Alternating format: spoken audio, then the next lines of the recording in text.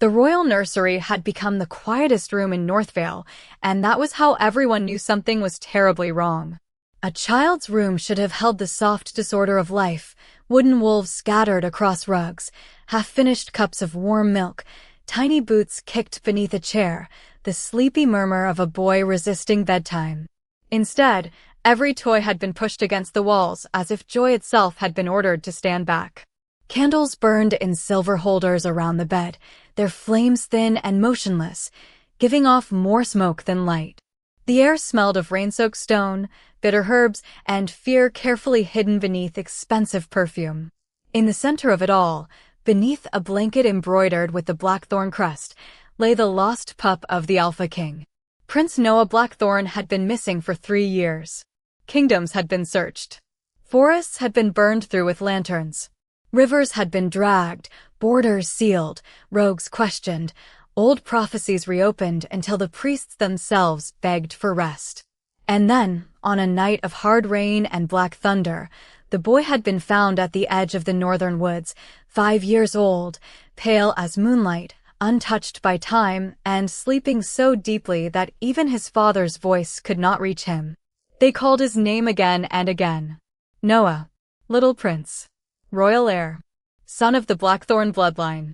But each time the name was spoken, the faint mark on the child's wrist darkened like frost spreading beneath glass. Every healer in the realm had tried. One burned sage until the walls wept smoke. One poured moon water over the boy's hands. One sang an awakening him older than the palace itself. None of it mattered. The child did not move. He did not stir. He did not even dream in a way anyone could touch. By the 3rd night, the whispers began. Some said the prince had returned without his soul. Some said the thing in the bed only wore Noah's face. Some said the moon goddess had given the Alpha King his son back as punishment, close enough to hold, too far away to save. King Adrian Blackthorn stood at the bedside and listened to none of them. He had not slept in 4 days. His black hair fell loose around. A face carved into silence, and the gold in his eyes had sharpened until even seasoned guards looked away. He was a ruler who could still a war room with one breath. A man who had made rival alphas lower their gaze before he ever raised his voice. Yet here, beside the small, still body of his son, all that power had become useless. He could command armies. He could close borders. He could make the entire court kneel. But he could not make his child open his eyes. Near the door, Lady Victoria Ashford pressed a lace handkerchief to her mouth, her expression arranged into perfect sorrow. The court believed she would become the next Luna. She was beautiful, controlled, and born from one of the oldest noble houses in Northvale. She had spent the last 3 years standing close enough to the throne for people to imagine her there permanently. Tonight, she stepped toward the bed, lowered her voice to something gentle and practiced, and whispered, "Noah, sweet prince, come back to us." The mark on the boy's wrist turned black. A sound moved through the room, not quite a gasp, not quite a prayer. The royal healer, an old woman named Miriam Vale, went rigid. "Do not say it again," she breathed. Victoria's face tightened for only a heartbeat before it smoothed. "His name?" Miriam did not answer. She was staring at the child's wrist as though she had just watched a door close from the inside. Adrian turned slowly. "Explain." The healer swallowed. "Your Majesty, I cannot." "Not yet." The temperature seemed to fall. Even the candles bent lower. Then, from beyond the nursery doors, came the sound of chains. Not heavy prison chains, but silver restraint links, light enough for transport, cruel enough to hum against Omega skin. A guard's voice carried down the hall. "The last healer from the outer territories, Your Majesty. The banished one." The room changed before the woman entered. Servants stiffened. Nobles leaned away from the door. Victoria's eyes flashed with something colder than concern. Everyone in Northvale knew the name Evelyn Harper, even if most had never seen her face. The cursed Omega. The pup thief. The girl cast out of Silverpine Pack after the royal child. Vanished 3 winters ago. When the guards brought her in, she looked nothing like a monster from court gossip. She was young, no more than 23, with rain in her long brown hair and mud on the hem of her gray cloak. Her wrists were circled in silver, and her face was too pale, but she held herself with a tired dignity that made the room's contempt seem louder. She did not look at the nobles. She did not look at Victoria. Her eyes went straight to the bed. For one breath, she simply stared at the sleeping child. Then all the color left her face. Adrian saw it. So did his wolf. Something beneath his ribs rose, alert and dangerous. "You know him," the king said. It was not a question. Evelyn's lips parted, but no sound came. The whole nursery waited. Outside, rain tapped against the windows like fingertips asking to be let in. Miriam stepped aside without being told, her old eyes suddenly wet. Evelyn took one step toward the bed, and the dark mark on the prince's wrist flickered. Victoria moved sharply. "Your Majesty, she should not be allowed near him." Adrian did not look away from Evelyn. "Why?" Victoria's voice lowered. "Because that woman was banished for a reason." Evelyn flinched, but only once. Her gaze remained on the child. "Everyone keeps calling him Noah," she whispered. The words were soft, but they moved through the room like a match struck in darkness. Adrian's jaw tightened. "That is my son's name." Evelyn looked up then, and for the first time, the Alpha King saw not fear in her eyes, but grief. Deep, old, impossible grief. "No," she said. "That is the name your court remembers." The candle flames froze. Even the rain seemed to hush. Evelyn looked back at the sleeping boy, at the blackening mark, at the small hand curled helplessly against the blanket, and her voice broke around the secret she had carried for 3 years. "But it is not the name his soul answered to when he was dying." A noblewoman made a strangled sound. One of the guards tightened his grip on Evelyn's chains. Adrian lifted one hand, and the entire room went still. Evelyn swallowed, her eyes shining now, not with weakness, but with the terror of someone who had finally reached the truth too late. "That name is killing him," she whispered. And somewhere beneath the blankets, for the first time since he had been found, the lost pup's fingers moved.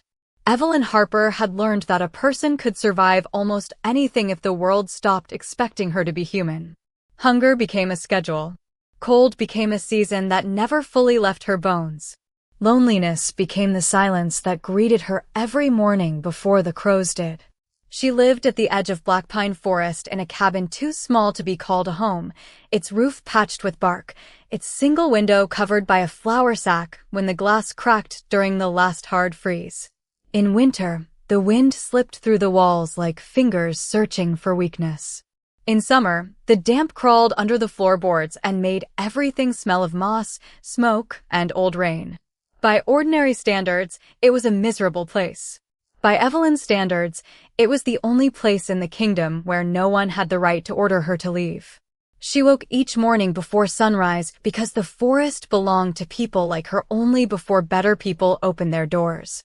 The respectable villagers of Briar Creek did not like seeing a banished Omega in daylight. They preferred her as a rumor, a shadow near the tree line, a warning mothers used when children wandered too far from the road. So Evelyn rose while the sky was still the color of ash, wrapped her gray cloak around her shoulders, and stepped into the cold with her gathering basket pressed against her hip. She knew where the feverfew grew beside the creek. She knew which roots eased a child's cough and which berries looked harmless, but twisted the stomach for days. She knew how to pull burrs from a frightened fox, how to clean a torn paw, how to set a splint for a farmer's dog without charging him anything because the dog had not been the one to call her cursed. That morning, the one before the royal guards came, a thin mist hung low over the ground, turning every tree into a ghost. Evelyn knelt beside a patch of silverleaf and brushed dirt from the stems with careful fingers. Her hands were still pretty, people had once said that. Small, steady. Made for healing. Now the villagers looked only at the pale scar circling her left wrist, thin and white as a thread of moonlight. Some said it was the mark left by dark magic. Some said it was proof that she had bound herself to something unnatural. No one ever asked how she had gotten it. No one wanted an answer that might make her less easy to hate. By the time the sun cleared the pines, her basket was half full and her stomach was empty enough to ache. She ignored it. Hunger was easier when she gave it no attention. She returned to the cabin, sorted the herbs into small cloth bundles, and tucked them into the pockets inside her cloak. There were 6 bundles today. One for Mrs. Bell's swollen knees. One for the Miller baby's cough. One for old Henry Pike, who swore every week that he would never buy from a cursed girl again, and every week left 2 nickels and a bruised apple on the back step of his barn because the tea helped him sleep. Evelyn did not resent him for that. Resentment required more strength than she could spare. She walked the 3 miles into Briar Creek with her hood low and her eyes on the road. Frost still silvered the weeds along the ditches, though spring had technically arrived. A wagon rolled past and slowed just enough for the driver's wife to stare. Evelyn felt the woman's gaze slide over the worn hem of her dress, the mud on her boots, the loose braid falling over one shoulder. Once, before exile, Evelyn had owned a blue Sunday dress and a pair of soft gloves. She had attended pack suppers and harvest dances, had stood at the edges of rooms hoping someone might ask her to belong. It seemed embarrassing now, how badly she had wanted such ordinary things. A place at a table. A name spoken kindly. A hand reaching for hers without hesitation. The wagon moved on. Evelyn kept walking. The first child saw her at the edge of town. He could not have been more than 7, with a missing front tooth and a red scarf knotted under his chin. He froze beside the bakery steps, clutching a paper-wrapped roll, then turned and ran inside. A moment later, 3 more faces appeared in the window. Evelyn lowered her head. She could hear them anyway. Children had no talent for whispering. That is her. The Omega from the woods. My dad says she stole a royal pup. My mom says if she looks at you too long, your wolf forgets your name. Evelyn's hand tightened around the strap of her basket. Your wolf forgets your name. That one was new. There were always new versions. The truth had grown boring to people because the truth asked too much of them. It asked them to wonder why a girl barely old enough to rent a room of her own would have risked everything for a child she did not know. It asked them to question why Silver Pine Pack had held no real trial before casting her out. It asked them to imagine that maybe the most convenient villain had simply been the weakest person in the room. Stories were easier when the monster wore a poor girl's face. She made her deliveries quickly. Mrs. Bell cracked her door only wide enough for one wrinkled hand to reach out and take the bundle. Leave it there, she said, not unkindly, but not kindly either. Payment is under the pot. Evelyn crouched and found 3 quarters beneath the clay flower pot. More than usual. She slipped 1 quarter back under the rim. Mrs. Bell needed it more. At the mill, Henry Pike was not outside, but the bruised apple waited on the step beside 2 nickels.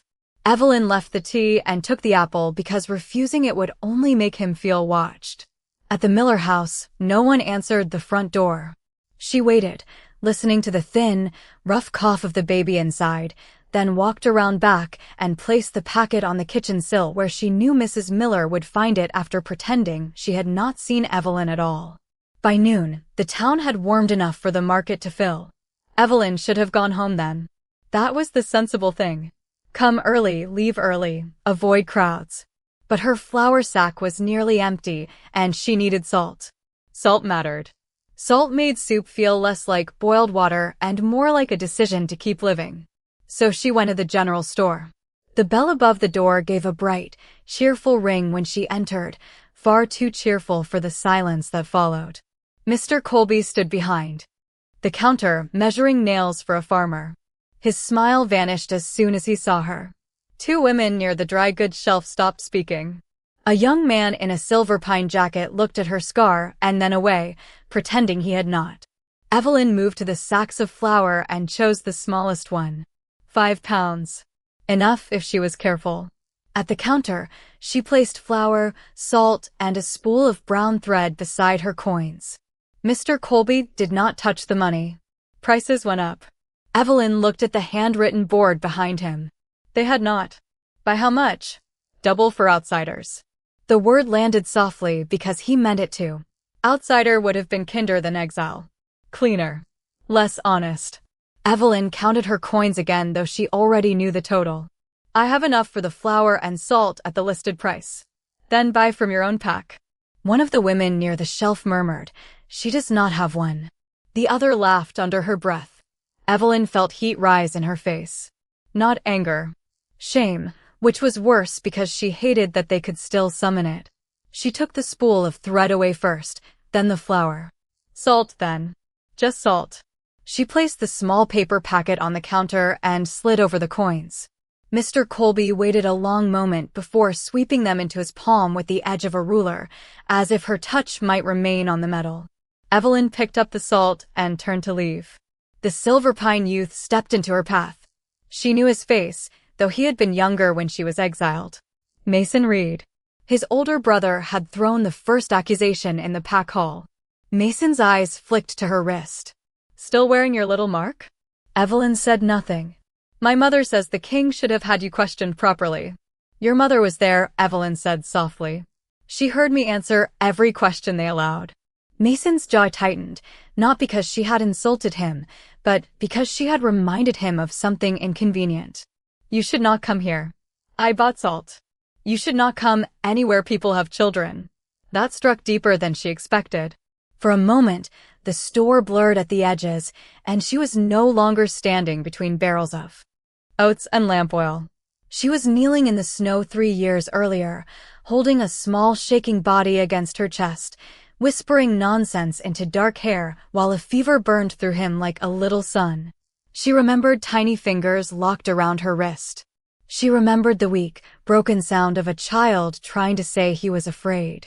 She remembered promising, with all the foolish certainty of someone who had never been punished for kindness before, that she would not let anything take him. Then morning. Empty snow. Shouting.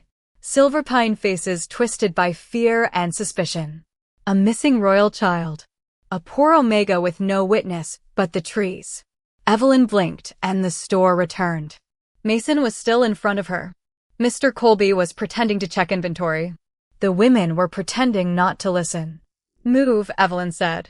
Her voice was quiet, but something in it surprised him. He moved. Outside, she made it 2 blocks before stopping behind the church shed, where no one could see her hands shake. She hated that. Not the cruelty. The shaking. Her body betrayed her long after her pride had learned to stand still. She leaned against the rough boards and pressed the packet of salt to her chest like it was something precious. Above her, the church bell marked 1 o'clock. Back in Silver Pine, the pack would be gathering for midday meal. Long tables, stew pots, children racing between benches, elders complaining about drafts. She wondered if anyone there ever paused over an empty chair and thought of her. Probably not. Exile was not only being sent away. Exile was the world teaching itself to continue as though you had never been part of it. A soft whimper came from behind the shed. Evelyn wiped her eyes quickly and turned.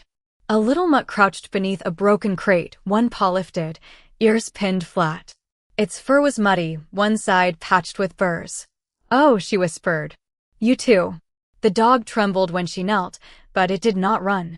Evelyn set down her basket, pulled a strip of cloth from the lining of her cloak, and held out the bruised apple. The dog sniffed, unimpressed. Despite herself, Evelyn smiled. Fair. I would be offended too. She had no meat, but she had a heel of bread tucked in her pocket from yesterday. She broke it into pieces and waited. Little by little, hunger defeated fear. The dog crept close enough for her to see the thorn wedged between its toes.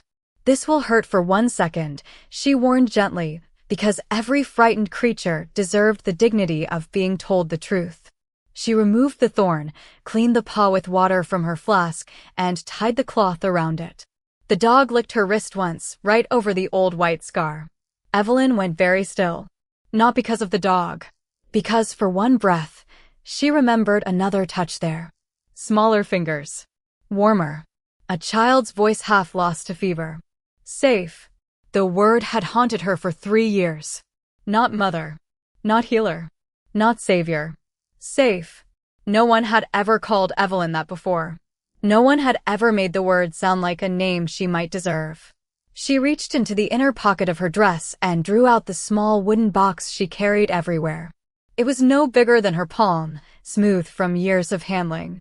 Inside lay a loop of silver cord, dulled with age and bent in one place where a tiny wrist had once strained against it. She should have thrown it away. Any sensible person would have. It was the last proof of the worst night of her life.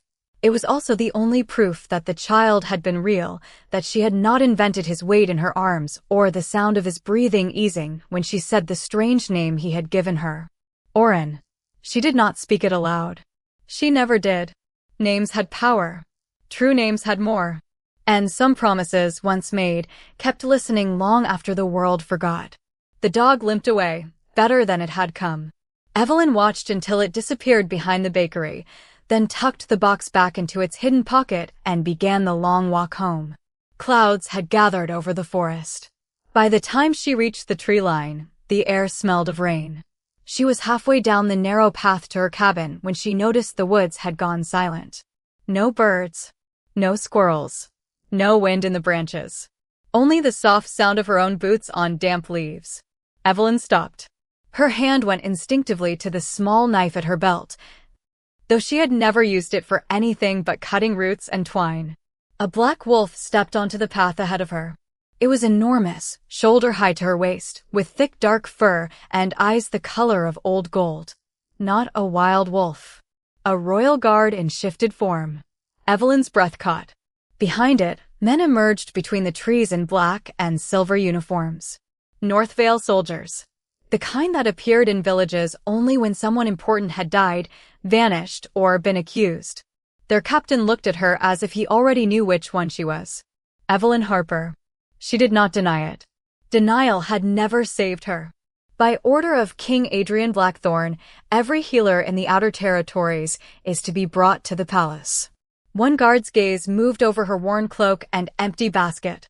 Even the banished ones. Evelyn's heart gave one hard, painful beat. I am not a royal healer. No, the captain said. But you were named in the old records. The black wolf came closer before anyone could stop it. Evelyn stood frozen as it lowered its head, not to threaten her, but to scent her wrist. The scar prickled beneath her sleeve. The wolf inhaled once, then folded its front legs and bowed. Every guard went still. Evelyn stared down at the creature, her throat tightening around a fear she could not name. 3 years of hatred had not prepared her for reverence. The captain's face had gone pale. What did you do? He whispered. Evelyn pulled her wrist back against her chest. Far away, thunder rolled over Northvale, low and troubled, like a warning crossing miles of darkening sky. She thought of the silver cord hidden against her heart. She thought of a child in the snow. She thought of a name she had never dared say again. I try to save someone, Evelyn said. And before the rain began, before the soldiers closed around her, before the forest swallowed the last quiet hour of her exile, she knew with a certainty that chilled her deeper than winter that the past had not finished with her after all. The ride to Northvale Palace took most of the afternoon, though Evelyn felt every mile as if the road had been laid across her ribs. They did not put her in a carriage. Banished Omegas. Did not receive cushions, warm blankets, or the dignity of closed doors. She rode in the back of a covered supply wagon between 2 silent guards, her wrists linked in silver restraints that hummed faintly whenever the wheels struck a rut. The sound was not loud, but it sank beneath her skin until her bones seemed to remember every room where she had ever been judged. Rain began before they cleared the outer farms, soft at first, then steady, drumming against the canvas overhead. Through the narrow opening at the wagon's rear, she watched black pine forest fall away behind her, the trees blurring into gray shapes, then into memory. She should have been afraid of the palace. She was. But fear was an old thing, almost familiar. What unsettled her more was the black wolf trotting beside the wagon, keeping pace through mud and rain, golden eyes lifting to her again and again as if it had recognized something no person had bothered to ask about. Recognition was dangerous. It made the heart reach before the mind could stop it. Evelyn folded her hands around the hidden wooden box beneath her cloak and tried not to think of the last time the royal road had carried her toward judgment. 3 years earlier, the snow had come early. Not pretty snow, not the gentle kind that dusted rooftops and made children press their noses to windows, but a hard white storm that erased the road and turned the pines into dark spears. Evelyn had been 20 then, still living in Silver Pine territory, still foolish enough to believe that being unwanted was not the same as being disposable. She had gone into the forest after dusk because Mrs. Lark's youngest had a fever, and the only willow bark left grew near the frozen creek. And Omega should not have gone alone. Everyone said that later. Everyone forgot that when a child was burning with fever, no one else had volunteered. Evelyn remembered the cold first. It had bitten through her gloves within minutes, numbing her fingers until gathering bark felt like trying to sew with stone. She had been turning home, basket tucked beneath her cloak, when she heard the crying. At first, she thought it was the wind caught in a hollow trunk. Then it came. Again, thin and broken, the sound of something too small to be alone in that kind of night. She followed it off the path, through snow that rose past her ankles, calling softly so she would not frighten whatever she found. It was not a fox. It was not a lost dog. It was a child curled beneath the roots of a fallen pine, wrapped in a torn dark coat too fine for any village family. His hair was black with melted snow, his lips pale, his small hands tucked against his chest as if he were trying to hold himself together. For one wild heartbeat, Evelyn did not move. A royal child looked different even before you knew the word royal. It was in the quality of the fabric, the tiny silver clasp at his collar, the faint mark at his wrist shaped like a crescent caught inside a flame. But he was shivering. That mattered more than bloodline. It mattered more than fear. Evelyn dropped to her knees and gathered him into her arms.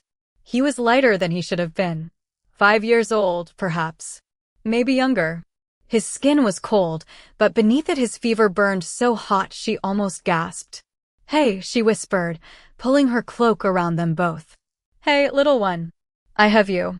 His eyes opened halfway, unfocused and dark with pain she did not understand.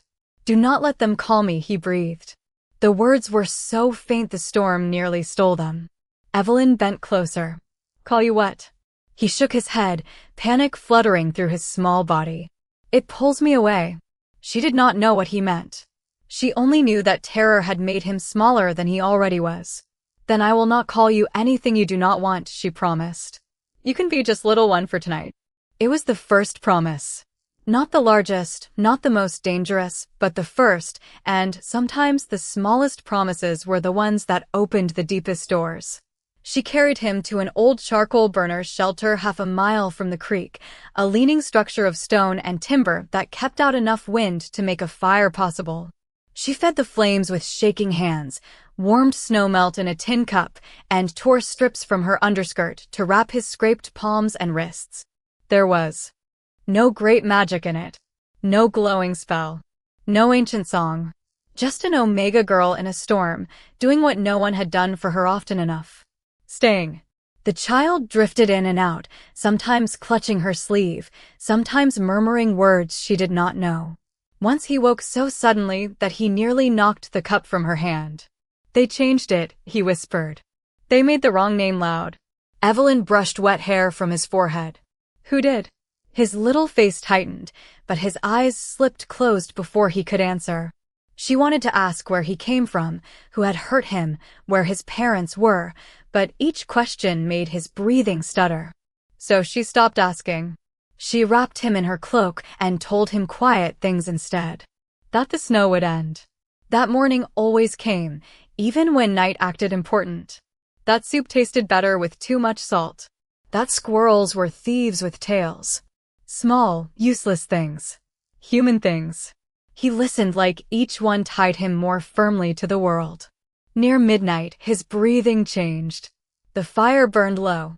Outside, the storm pressed its body against the shelter walls, and inside, the child went still in a way that made Evelyn's heart forget its rhythm.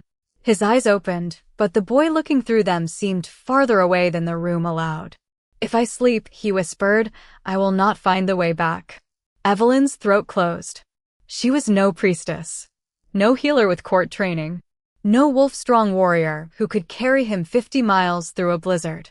She was an Omega with frozen hands and a half-empty herb pouch. "Then tell me how to help you stay."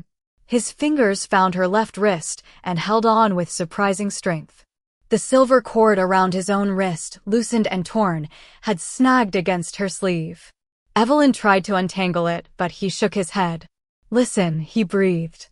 "Not with ears." She did not understand until the room seemed to hush around him. The storm did not stop, but it became distant, as if the world had stepped back.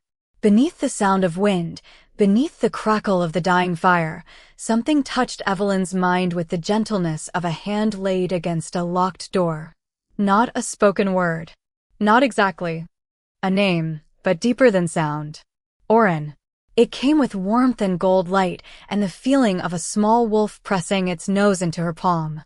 Evelyn did not choose to repeat it. The name rose out of her like breath. "Oren," she whispered. The child inhaled sharply. His fingers tightened. Again. So she said it again. And again. Not loudly. Never loudly. She held him through the darkest part of the night, repeating the name each time his breathing thinned, each time the strange distance tried to take him. "Oren. Stay. Oren. Come back. Oren. You're safe." Just before dawn, the fever broke. His body softened against hers, no longer fighting. He looked up at her with exhausted eyes, and for the first time, he truly saw her. Not her rank. Not her weakness. Not the plain brown hair escaping her braid or the old patch on her sleeve. Her.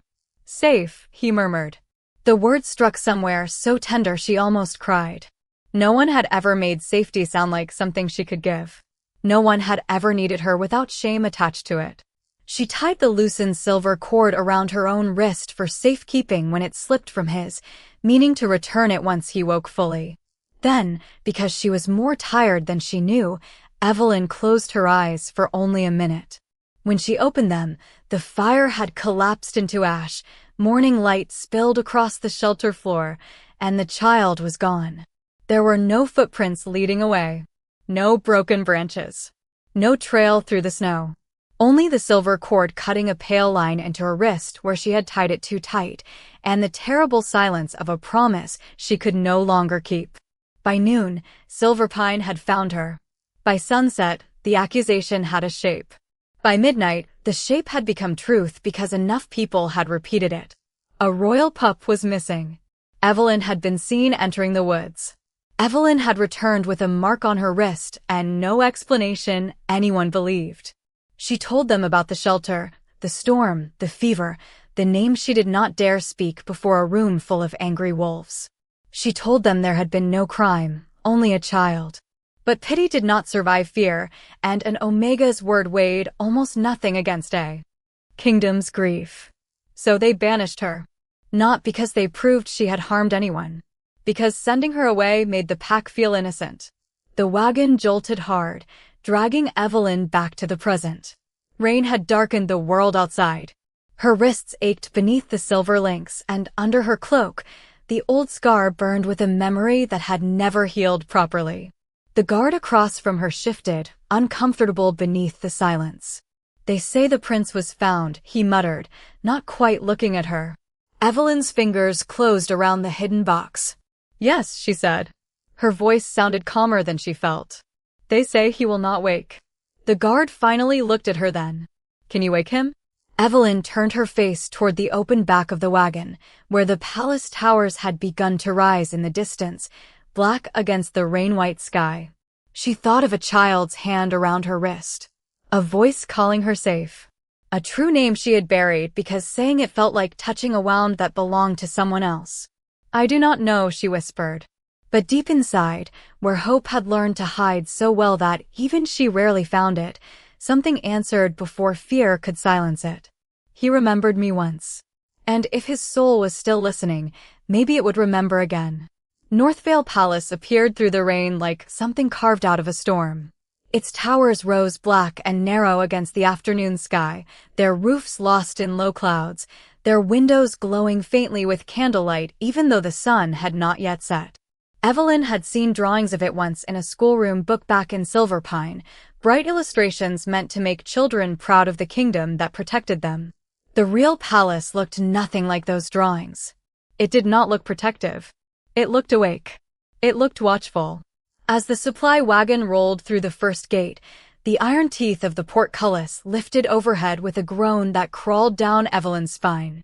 Guards lined the walls in black and silver, their cloaks snapping in the wet wind. Some were human-shaped. Others watched from the battlements in wolf form, enormous shadows with golden eyes. Every gaze dropped to the wagon.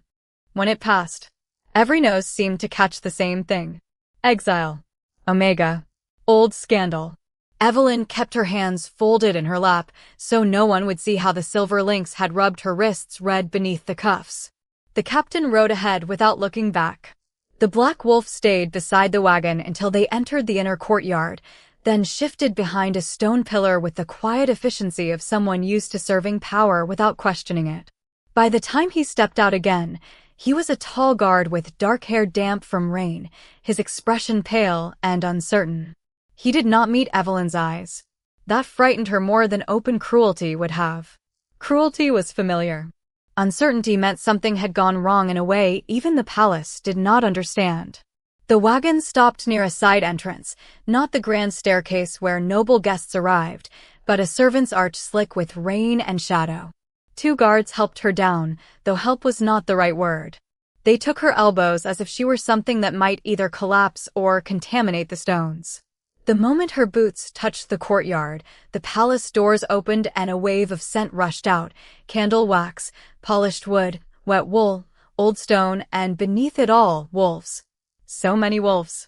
Strong wolves. Ranked wolves. Wolves with bloodlines old enough to make the air feel crowded. Evelyn's own wolf, quiet for years beneath the weight of exile, curled smaller inside her chest. Not gone. Never gone. Just careful. And Omega learned to make even her soul take up less space. They led her through the servants' arch and into a corridor that stretched longer than any hallway had a right to be. The walls were paneled in dark oak. Silver lamps burned at even intervals. Their light fell across portraits of kings and queens who all seemed to stare down at Evelyn with the same cold question. Why are you here? Her wet hem whispered across the floor. Somewhere far above, a bell rang once, low and mournful. No one spoke. They passed kitchens where servants fell silent mid-task, laundry rooms where maids clutched damp sheets to their chests, a wide marble stair where 2 young pages stopped so abruptly one nearly dropped. The tray he was carrying. Evelyn heard fragments as she passed. That is her. The one from Silverpine. I thought she was older. I heard she confessed. No, she vanished before trial. Why would His Majesty bring her here? The words followed her up the stairs, soft as dust and just as impossible to brush away. At the second landing, the servants' corridor opened into the public wing, and the world changed. The floors turned from stone to veined white marble. Tall windows looked out over gardens drowned in rain.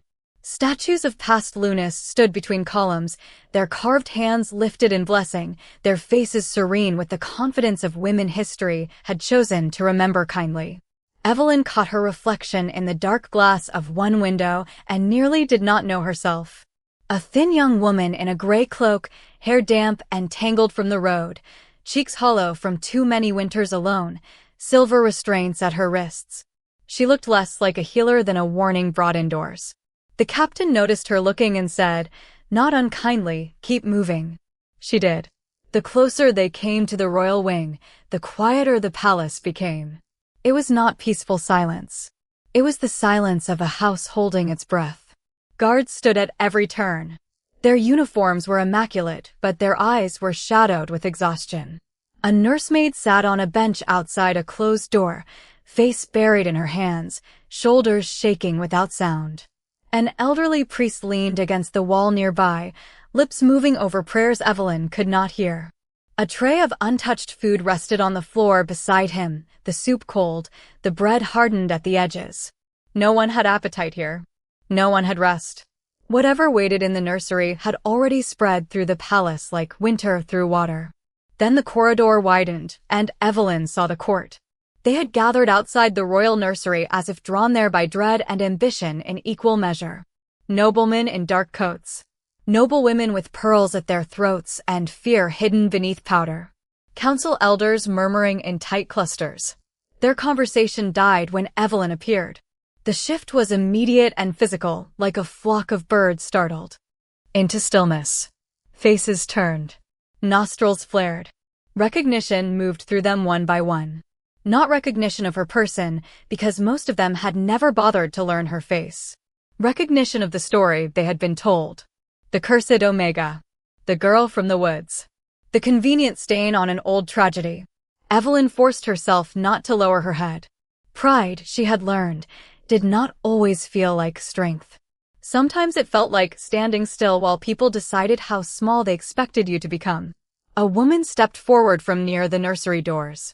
She wore a gown of deep blue silk, its sleeves fitted perfectly to her slender wrists, its collar embroidered with tiny silver leaves. Her blonde hair had been pinned in a style that looked effortless only because 3 maids must have worked an hour to make it so. Lady Victoria Ashford. Evelyn knew her from gossip, the way everyone in the kingdom knew the names of people too important to ever know theirs in return. Victoria was the court's favorite solution to every problem Northvale had left unsolved. Beautiful enough to inspire loyalty. Noble enough to silence objections. Patient enough to stand beside a grieving king until patience began to look like devotion. Her eyes moved over Evelyn with a delicate disgust she did not try very hard to conceal.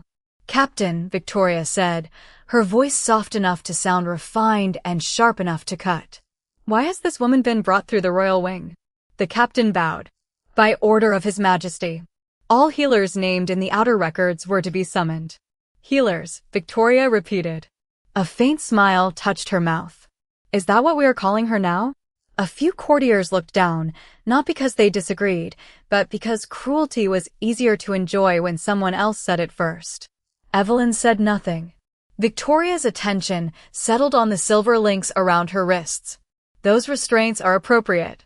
She should not be allowed within 10 feet of the prince. Evelyn's heart beat once hard. The prince.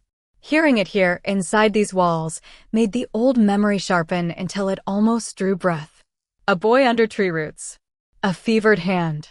A name too warm for the snow. Around them. The captain hesitated.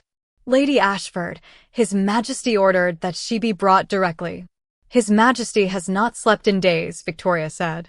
Grief makes even great men vulnerable to desperate suggestions. Then she looked at Evelyn fully. "And some people build their lives around desperation." The words landed with perfect poise. Not shouted. Not wild. A lady did not need volume when the room had already agreed to hear her. Evelyn felt the old instinct rise, the urge to explain, to defend herself, to offer every bruised piece of truth and hope someone would be decent enough to hold it carefully. She had outgrown that instinct the hard way. Truth given to people determined to hate you became another tool in their hands. So she kept silent. Victoria seemed satisfied by that, mistaking restraint for weakness. "Take her to the lower holding rooms until the king has had time to reconsider." The captain did not move. The courtiers watched him realize, with growing discomfort, that obeying Lady Victoria might mean disobeying the Alpha King. Before he could decide which danger he preferred, the nursery doors opened. The sound was quiet, only wood shifting on hinges, but the entire hallway changed. Every head bowed before Evelyn knew why. Every wolf in the corridor went still. Power entered before the man did. It rolled over the marble, deep and controlled, not a threat exactly, but the reminder of one. Evelyn's breath caught despite herself. King Adrian Blackthorne stepped into the hall. He wore no crown. He did not need one. His black shirt was open at the throat, sleeves rolled to his forearms as if someone had tried to make him rest and failed. His dark hair was unbound. His face held the kind of exhaustion that did not soften a man, only stripped him down to what was most dangerous. But it was his eyes that made Evelyn forget the room around her. Gold. Not warm gold. Not candle gold. Wolf gold, bright with too many sleepless nights and a grief so tightly leashed it had become almost invisible. Almost. For a moment, no one spoke. Rain tapped against the high windows. Somewhere inside the nursery, a glass vial clinked softly, followed by the low murmur of an old healer. Adrian's gaze moved from the captain to Victoria, then finally to Evelyn. It did not slide over her the way the others had. It stopped. Held. measured. Evelyn felt the weight of it like a hand beneath her chin, forcing her to remain seen. "Remove the restraints," he said. The captain stiffened. Victoria's expression flickered. "Your Majesty, I must object." Adrian did not look at her. "I did not ask for objections." The hallway went colder. The captain unlocked the silver cuffs with hands that were suddenly too careful. The moment the links fell away, Evelyn's wrists throbbed with returning warmth. She resisted the urge to rub them. Adrian noticed anyway. His jaw shifted barely, but enough that she saw it. That small sign of attention unsettled her more than his command had. Victoria stepped closer, lowering her voice into something meant to sound private while still carrying to every important ear. "This is the woman connected to your son's disappearance. Whatever old record named her, whatever village superstition credits her with herbs and charms, she is not safe." Evelyn expected the king to agree, or to question her with the same disgust others wore openly. Instead, he asked, "Did you touch my son 3 years ago?" The court seemed to inhale. Evelyn met his eyes because looking away felt too much like guilt. "Yes," a murmur broke through the hall. Victoria's mouth curved faintly. Adrian lifted one hand, and the sound vanished. "Why?" The question was simple. That made it worse. No one had asked it that way before. Not Silverpine. Not the elders. Not the guards who wrote down only the answers that fit what they had already decided. "Why?" Not "what did you do?" Not "what are you?" Why? Evelyn's throat tightened. Because he was alone in a storm. Something moved across Adrian's face, too fast to name. Pain, perhaps. Or fury pointed inward before he buried it. "And you knew he was royal?" "I knew he was a child." The words left her before caution could stop them. A courtier made a soft, offended sound. Evelyn waited for punishment, but Adrian only stared at her. His wolf stared too. She could feel it beneath his skin, a presence pacing just behind. His eyes.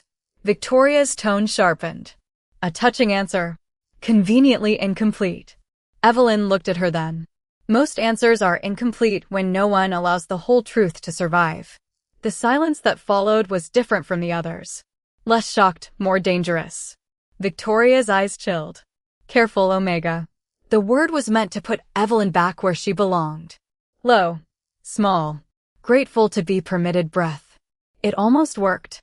Then, from inside the nursery, a sound rose that drained every face in the corridor of color. Not a cry.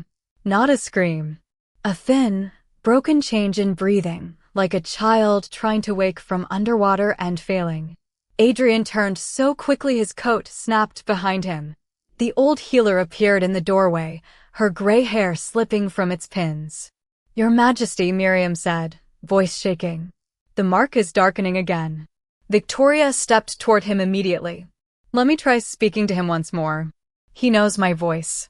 Perhaps if I—" "No," Adrian said. One word. Final as a door closing. His gaze returned to Evelyn. "You said the name we use is hurting him." Evelyn felt every stare in the corridor swing back to her. Fear opened beneath her ribs, vast and cold. Part of her wanted to deny it, to retreat into the safety of being hated for things people already believed. Because this was worse. If she stepped through those doors, the past would stop being a wound and become a living thing. If she failed, they would have a new reason to bury her. If she succeeded, they would ask how. And the answer might destroy whatever remained of her life. Adrian took one step closer. He was not gentle. Men like him did not need to pretend gentleness to be compelling. But his voice changed when he spoke again, low enough that only she and the wolves nearest them could hear. "If you lie about my son, I will know." There it was. The warning she had expected. Cold. Fair. Terrifying. Evelyn should have been offended. Instead, she almost respected it. He was not asking her to perform for court gossip. He was telling her the price of entering a father's grief. She looked past him into the nursery. From the hallway, she could see only the edge of a silver bed, a small hand resting against white blankets, and the black mark spreading over a wrist that had once been warm in hers. The scar on Evelyn's own wrist pulsed in answer. Her hidden wooden box seemed to burn against her heart. Victoria touched Adrian's arm. Please, do not let her near him. Adrian looked down at Victoria's hand until she removed it. Evelyn saw the court see it too. A tiny crack in a future they had nearly finished building for themselves. He turned back to Evelyn. Can you help him? The honest answer was I do not know. The safer answer was no. The answer her fear begged for was do not make me try. But then the child in the nursery made that faint struggling sound again, and 3 years fell away. Snow. Fever. Little fingers. Safe. Evelyn drew one slow breath. For most of her life, she had survived by making herself less visible, less hopeful, less attached to any dream that could be taken away. But there were moments when survival became something smaller than the person you needed to be. This was one of them. She stepped toward the nursery doors. A guard moved as if to stop her, then froze when Adrian's eyes flashed gold. Evelyn stopped directly before the king. He was so tall that she had to tilt her head back to meet his gaze. Her voice trembled, but it did not break. Then let your wolf listen, she said. Not your court. The words moved through the hallway like a struck bell. For the first time since Evelyn had arrived, Adrian Blackthorne looked less like a king hearing a criminal speak and more like a father hearing the edge of a miracle he did not trust himself to want. He stepped aside. The court froze. Victoria went white with fury she could not show. And Evelyn Harper, banished Omega, cursed girl of the outer woods, crossed the threshold into the royal nursery, leaving the life that had rejected her on the other side of the door. The nursery door closed behind Evelyn with a softness that felt more final than a lock. The court remained outside, reduced to a hush beyond carved oak, but the weight of their judgment followed her in like cold air under a door. Inside, the room was dimmer than the hallway, lit by candles set in silver stands and a low fire that had burned down to red coals. The curtains were drawn against the rain, turning the windows into tall black mirrors. Everything smelled too clean, as though the servants had scrubbed and polished and perfumed every surface in a desperate attempt to hide the scent of fear. Bitter moonroot. Candle smoke. Warm linen. Royal blood. Evelyn stopped just inside the threshold, and for a moment she forgot how to breathe. 3 years had stretched the memory of the child into something fragile and distant, something she feared she had softened in her mind because the truth had hurt too much to hold. But the boy in the bed was real. Small. Pale. Too still beneath the white blankets. His black hair lay against the pillow in soft waves, longer now than it had been in the shelter, but the shape of his face was the same. The same slight curve of his cheek. The same dark lashes. The same little crease between his brows, as if even in sleep he was trying to understand why the world kept hurting. Evelyn's chest tightened with such force that she almost stepped back. Miriam Vale stood beside the bed, one hand pressed to her own heart, watching Evelyn with a mixture of hope and terror. 2 nursemaids hovered near the far wall. A young priest held a silver bowl of moonwater, his knuckles white around the rim. King Adrian entered last, and the room seemed to become aware of him. Not louder. Not brighter. Simply charged, as if every flame understood that the Alpha King had crossed the threshold. He shut the door himself. Victoria did not follow. That alone made several people inside the room glance up, startled. Adrian noticed nothing except his son. His gaze went first to the small hand lying outside the blanket. The mark there had spread since the hallway, no longer a faint shadow, but a dark crescent webbed with thin lines like frost beneath a frozen pond. Evelyn felt the scar on her own wrist ache in answer. She tucked her hand against her side, but Adrian's eyes caught the movement. He said nothing. Silence thickened around them. Miriam recovered first. Miss Harper, she said carefully, as if the name might startle the room. Before you approach, I must ask. What exactly do you intend to do? Evelyn looked at the bed. I do not know if it can be called doing anything. No herbs. No spoken charm? No, the priest's mouth tightened. Then what do you bring, if not medicine or prayer? Evelyn wanted to say, I bring the only thing he asked me to keep. But the words felt too raw, too private for strangers. I bring memory, she said. The priest frowned, but Miriam went very still. Adrian's voice cut through the room, low and controlled. Will it hurt him? Evelyn looked at him then. He stood near the foot of the bed, broad shoulders rigid beneath the weight of restraint. He looked every inch a king, but his right hand was curled around the bedpost so tightly that the wood groaned softly. It was the first truly human thing she had seen him do.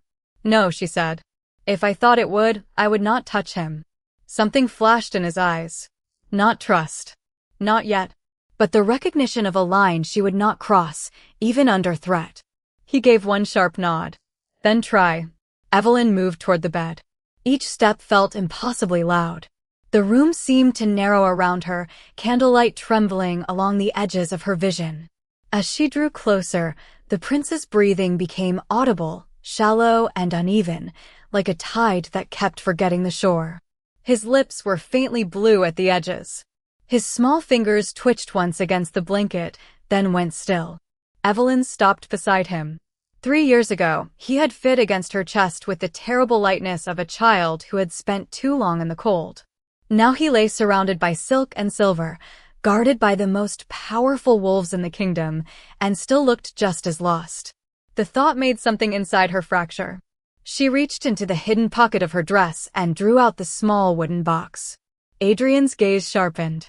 The priest took half a step forward. Miriam lifted a hand to stop him. Evelyn opened the lid. The silver cord lay inside, dulled with age, bent in one place, no wider than a ribbon and no grander than a forgotten child's trinket. Yet the moment the box opened, the candles leaned toward it.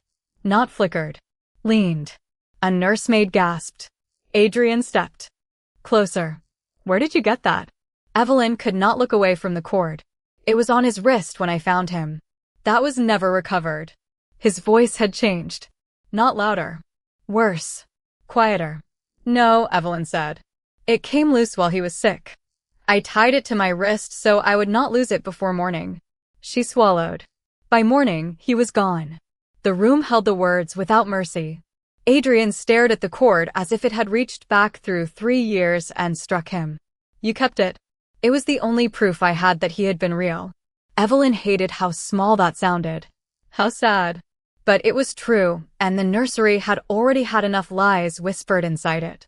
Miriam came closer, her old eyes wet. May I? Evelyn handed her the box. Miriam did not touch the cord. She only bent near enough to see the tiny engraving along the clasp, worn almost smooth. Her breath caught. This is royal nursery silver. Every Blackthorn child wears one until first shift. Adrian's face went utterly still. Are you certain? Miriam looked at him. I placed it on him myself after his birth. For a moment, no one moved. The rain whispered against the glass.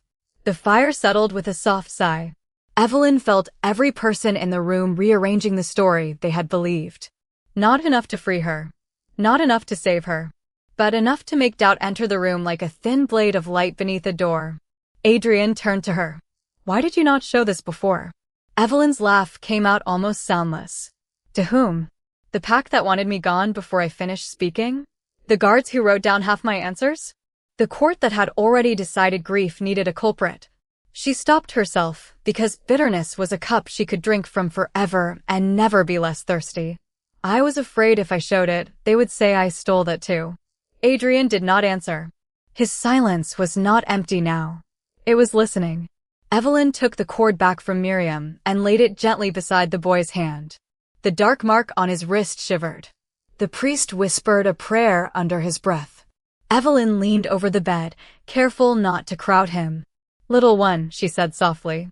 No response. I am here. The mark darkened. Not much, but enough for Miriam to make a small distress sound. Evelyn closed her eyes. Not with ears, he had told her. Listen. She let the room fall away. The rain. The candles. The king standing close enough that his grief felt like heat at her shoulder. She reached for the memory of the shelter, not the fear, not the accusation that followed, but the moment beneath it. A small hand around her wrist. A name opening inside her like sunrise through snow. Warmth stirred at the edge of her mind. Faint. Buried deep. A thread of gold under a frozen lake. Evelyn's throat tightened. He was there. Not awake. Not safe. But there. Noah, Miriam whispered from the other side of the bed, unable to stop herself. The child's body tensed. The mark flashed black. Evelyn's eyes opened. "Do not," she said, sharper than she meant to. Miriam recoiled. Adrian's gaze snapped to Evelyn, but she was already bending closer, her hand hovering above the boy's chest without touching. "I am sorry," she whispered to the child. "I am so sorry. I did not understand then. I did not know why that name frightened you." His breathing hitched. Everyone froze. Evelyn felt tears sting her eyes, but she did not let them fall. She could not afford to blur the world now. "You told me to listen," she continued, barely above a breath. "I am listening."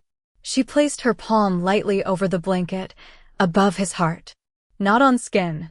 Not claiming. Just near enough for warmth to pass between them. Adrian made a sound so low it was almost a growl, but he did not stop her.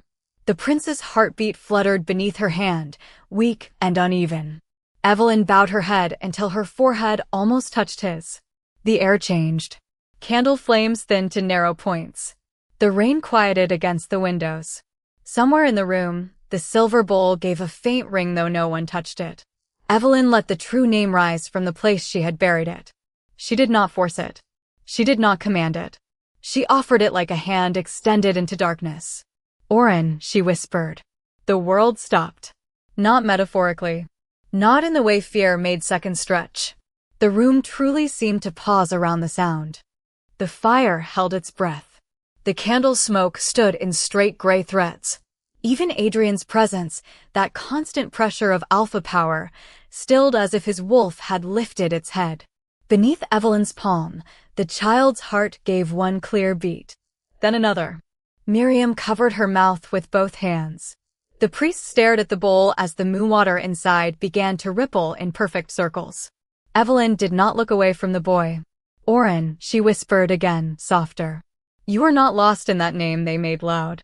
You are not alone in the dark. Follow this one. Follow the name you trusted." The black lines in the mark recoiled. Not vanished. Not healed. But recoiled, pulling back from the edges of his wrist as if something inside him had heard and turned toward her. The prince's fingers moved. Slowly, weakly, they curled toward Evelyn's hand. A nursemaid began to cry. Adrian stepped to the side of the bed, all control stripped from his face for one unguarded second. "Son," he breathed. Evelyn flinched. The mark flickered dark again. Adrian stopped instantly. The discipline in that single halted breath was almost painful to witness. He wanted to reach. He wanted to command the world to return his child. Instead, he stood still because Evelyn had asked the room to listen, and the Alpha King listened. The boy's lips parted. No sound came out. Evelyn touched the silver cord, then laid it across his palm. His fingers closed around it. The movement was small. Barely anything. But in a room where nothing had moved for days, it felt like thunder. "That is it," Evelyn whispered. "You held it once. You can hold it again." A breath entered him, deeper than before. His lashes fluttered. Miriam sobbed once and turned away, overcome. Adrian's wolf pushed so close to the surface that his eyes shone bright gold, but he remained silent. Evelyn said the name a third time, and this time she felt the answer. Not words. A feeling, small and frightened, pressing toward warmth. Safe. The memory struck her so hard that the room blurred. "Yes," she whispered. "Safe. I am here." The boy opened his eyes. They were not fully focused at first, dark and dazed beneath heavy lashes. He looked past Miriam, past the priest, past his father, whose entire body had gone rigid with hope too dangerous to touch. The child's gaze wandered until it found Evelyn. And there, impossibly, recognition sparked. Not confusion. Not fear. Recognition. A single tear slipped from the corner of his eye into his hair.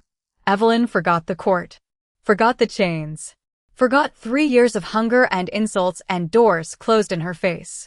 She forgot everything except the small boy looking at her as though she had stepped out of a place he had been trying to reach for a very long time. His lips trembled. The room leaned closer without moving.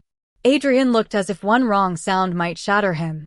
The boy's voice came out rough from disuse, no louder than a breath against glass. You came back.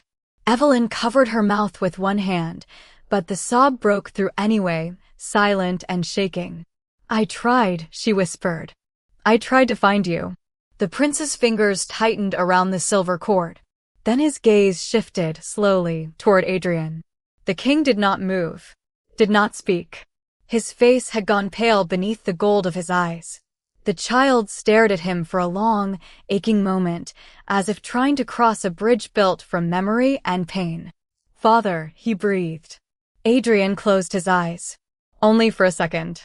When he opened them, he was king again by force alone. But something in the room had already seen the man beneath it. He reached toward his son, then stopped halfway, looking to Evelyn, asking without words. The entire nursery seemed to understand the impossibility of that moment.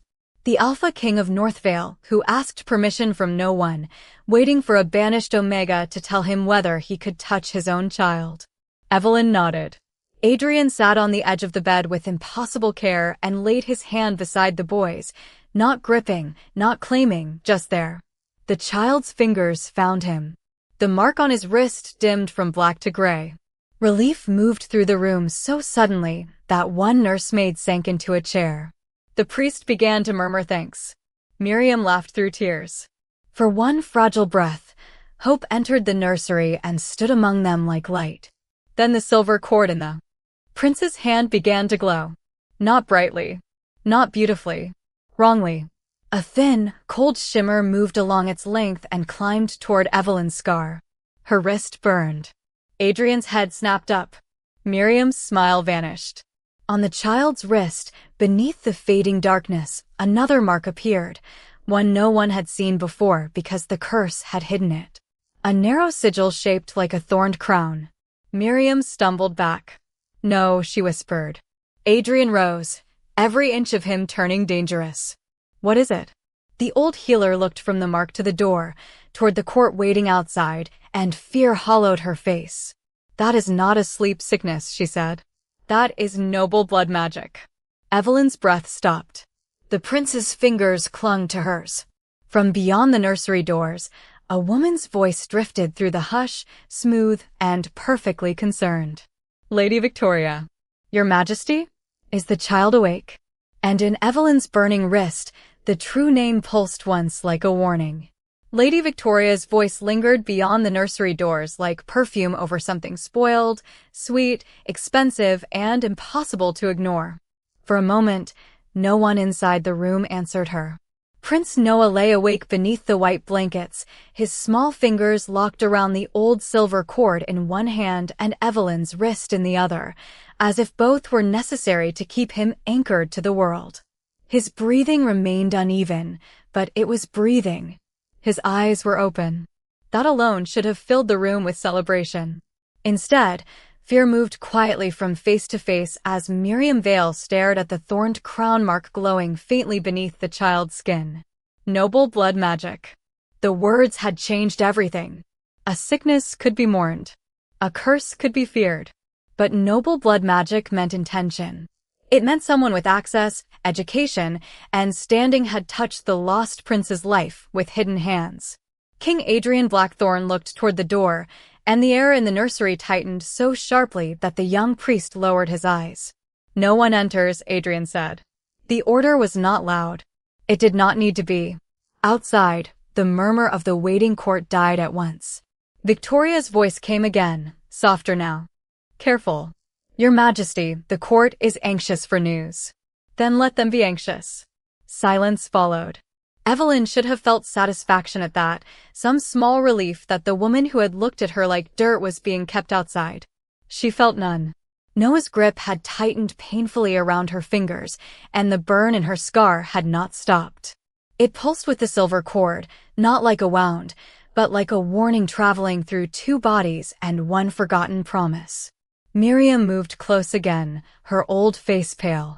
Your Majesty, I need time to examine the mark properly. If it is what I fear, the curse did not merely put him to sleep. It taught his spirit to retreat whenever the wrong name reached him. Adrian turned slowly. The wrong name. Miriam swallowed. The public name. The one used in the palace. The one everyone would say. The king's face did not change, but Evelyn saw the blow land. For 3 years he had searched for his son. For days he had stood at this bedside speaking the name he believed belonged to him. Each time, perhaps, he had been calling the child farther away. "I did not know," he said. The words were quiet enough that they seemed meant for the child, not the room. Noah blinked slowly, exhausted, his gaze drifting toward his father. His lips moved, but no sound came. Evelyn leaned closer instinctively. "Do not try," she whispered. "You came a long way back. Rest now." The boy's eyes returned to her, and some of the panic left his face. Adrian watched that exchange with an expression that unsettled her because it held too many things at once. Relief, suspicion, pain, a father's jealousy of a comfort he did not yet know how to give. A king's need to understand why a banished Omega stood where every royal healer had failed. "He comes for you," Adrian said. Evelyn did not know whether it was an accusation. "He knows me from before. From one night in a storm." Sometimes one night is the only kindness a child remembers. The words left her softly, but they struck the room harder than she intended. Miriam lowered her gaze. The nursemaids looked away. Adrian did not. His attention remained on Evelyn as if he were reading a language he had once dismissed and now discovered mattered. Then Noah's hand slipped from Evelyn's wrist. His eyelids fluttered. The gray in his mark deepened toward black. Evelyn's breath caught. She reached for him, but Adrian was faster, stepping toward the bed with a father's reflex. Noah whimpered.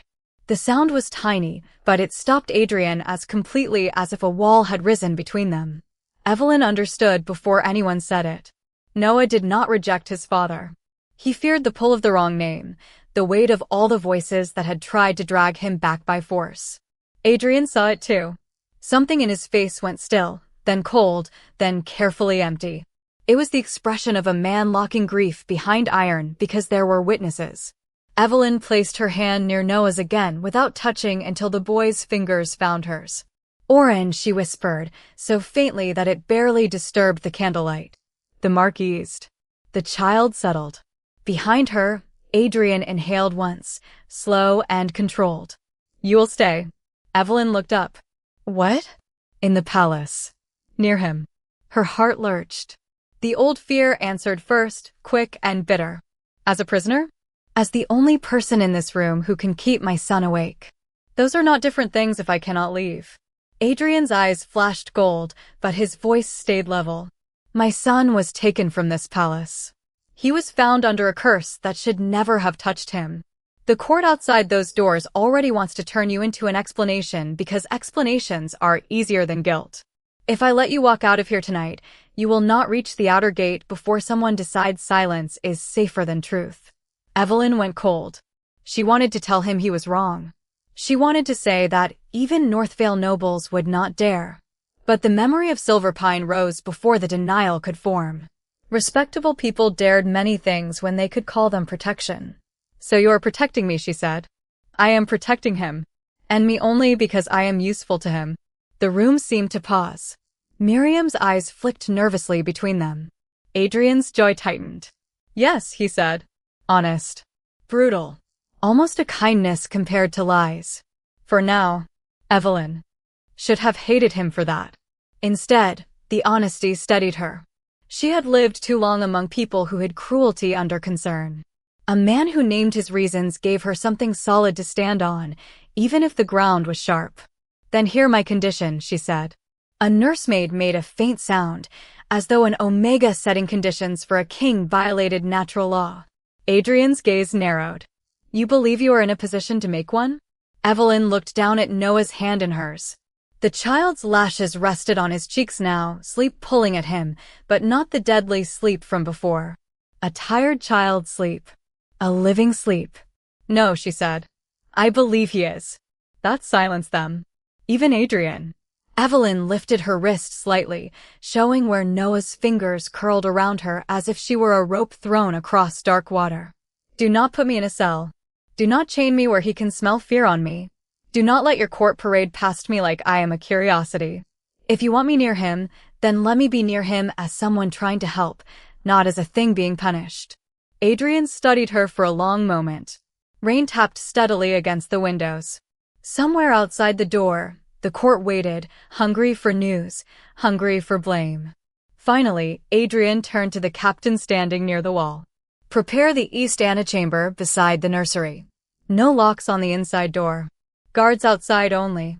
No one enters without my order, Miriam's order, or Miss Harper's permission. The captain blinked. Miss Harper's, Your Majesty? Did I stutter? No, Your Majesty. Evelyn stared at the king. She had asked not to be treated like a criminal. She had not expected to be given authority, however narrow, however temporary. Adrian looked back at her. You will remain within the royal wing until I know who did this. You will answer my questions. You will not leave my sight with anything connected to my son. In return, no one touches you, restrains you, or questions you without me present. That sounds very much like being watched. It is. Again, honest. Would you prefer comforting lies? Evelyn almost smiled. Almost. I have had enough of those. For the first time, something close to recognition moved between them. Not warmth. Not trust. A thin, dangerous understanding. They were both standing in the wreckage of what other people had hidden. They both wanted the child safe. For now, that had to be enough. Miriam cleared her throat gently. Your Majesty, the prince should sleep. True sleep, if Miss Harper can keep the name close enough. But if she leaves the room too quickly, the curse may pull at him again. Adrian's gaze returned to Evelyn. What does that mean? Miriam hesitated. It means she may need to remain beside him tonight. Every eye turned to Adrian, as if waiting to see whether the Alpha King would allow a banished Omega to sit at his son's bedside through the night. Adrian did not hesitate. Then she remains. Evelyn's throat tightened. She was exhausted, wet from the road, hungry enough that her stomach felt hollow, and surrounded by people who had believed the worst of her before she had spoken 10 words. Still, when Miriam drew a chair to the bedside, Evelyn sat. Noah's grip loosened only when she rested her hand on the blanket near his. The old healer draped a warm shawl over Evelyn's shoulders. The kindness was so unexpected that Evelyn nearly flinched. You are shaking, Miriam murmured. I am fine. Most people who say that in this palace are lying. Evelyn glanced at Adrian before she could stop herself. He was watching his son, but she suspected he had heard. Then I am in excellent company, she said softly. Miriam's mouth twitched, quickly hidden. Adrian moved to the opposite side of the bed. Not too close. Not far enough to look absent. He lowered himself into the chair there with the care of a man entering sacred ground. For several minutes, no one spoke. The prince slept between them, one hand near Evelyn, the other resting inches from his father's. The candlelight softened the hard lines of Adrian's face, revealing the shadows beneath his eyes, the strain at his mouth, the weariness no court portrait would ever show. Evelyn had spent 3 years hating the idea of him without knowing the man. Not because he had personally condemned her, but because his grief had become the storm that swept her life away. Looking at him now, she found no easy villain. That was inconvenient. Villains allowed hatred to stay clean. Grieving fathers did not. I searched the northern woods myself, Adrian said suddenly. Evelyn went still. His voice was low enough not to wake the child. The first week after he vanished. I shifted until my paws bled from ice. Every scent trail died. Every witness contradicted the last.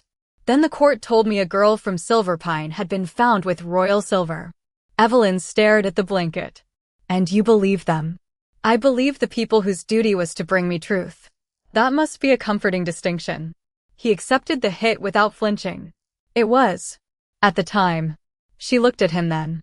There was no apology in his face yet. Not fully. Perhaps he did not know enough for one. But there was something heavier than pride beginning to bend under its own weight. I was 20, she said.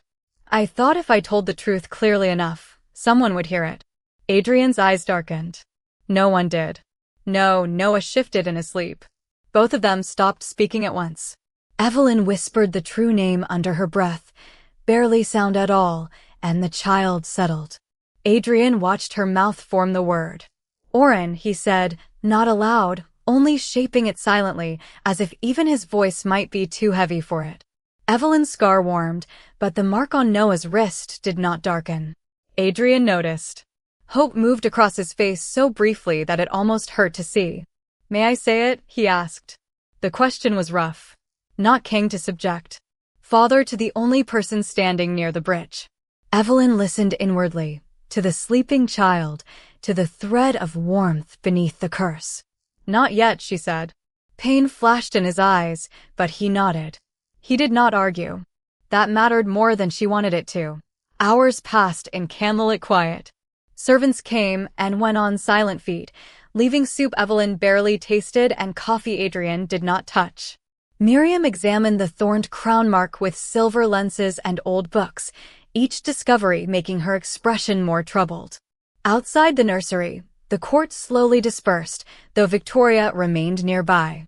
Evelyn could feel her presence beyond the walls, patient and cold. Near midnight, Adrian rose to speak with the captain at the door. Evelyn heard only fragments. Every record from 3 years ago. No one leaves the palace. Lady Ashford included. The last words made the captain glance sharply up before bowing. When Adrian returned, his expression was closed again. But his wolf was not. Evelyn could feel it now, a restless pressure whenever she moved too far from Noah, not hostile exactly, but alert. Protective. Confused. Once, when she stood to stretch her stiff legs, Noah whimpered before she had taken 2 steps. Adrian's hand shot out, not to grab her, but to steady the chair she had nearly knocked over. His fingers brushed the air near her sleeve and stopped short of touching. Courtesy from an alpha king felt stranger than insult. "Do not go far," he said. "I was only standing." His breathing changed. "I noticed. So did my wolf." Evelyn looked at him. The words had come unwillingly. She could tell by the flicker of irritation in his face, not at her, but at himself for saying them. "Your wolf does not trust me." Adrian's gaze held hers. "My wolf does not understand why it wants you closer." The room seemed to still around that sentence. Evelyn's heart gave one sharp beat, then another. There was no softness in his voice. No flirtation. Nothing improper. Only confusion edged with command, as though his own instincts had disobeyed him for the first time in years. Evelyn pulled the shawl tighter around her shoulders. "Perhaps your wolf is listening better than your court." A faint, humorless breath left him. Perhaps. Noah sighed in his sleep, and both of them looked down. His mark remained gray. Not healed, but no longer spreading. For tonight, that was victory. For tonight, the lost child slept while the banished Omega sat within reach and the Alpha King kept watch from the other side of the bed. Beyond the nursery, noble doors remained closed, whispers moved through marble halls, and Lady Victoria's patience sharpened in the dark. But inside the candlelit room, something had shifted that no one in the court yet understood. Evelyn Harper had entered the palace in chains. Now the prince would not rest unless she stayed. The king would not let anyone take her, and somewhere beneath Adrian Blackthorn's iron control, his wolf had begun to recognize her as something far more dangerous than a suspect. Something necessary. By dawn, the palace had learned to speak in whispers.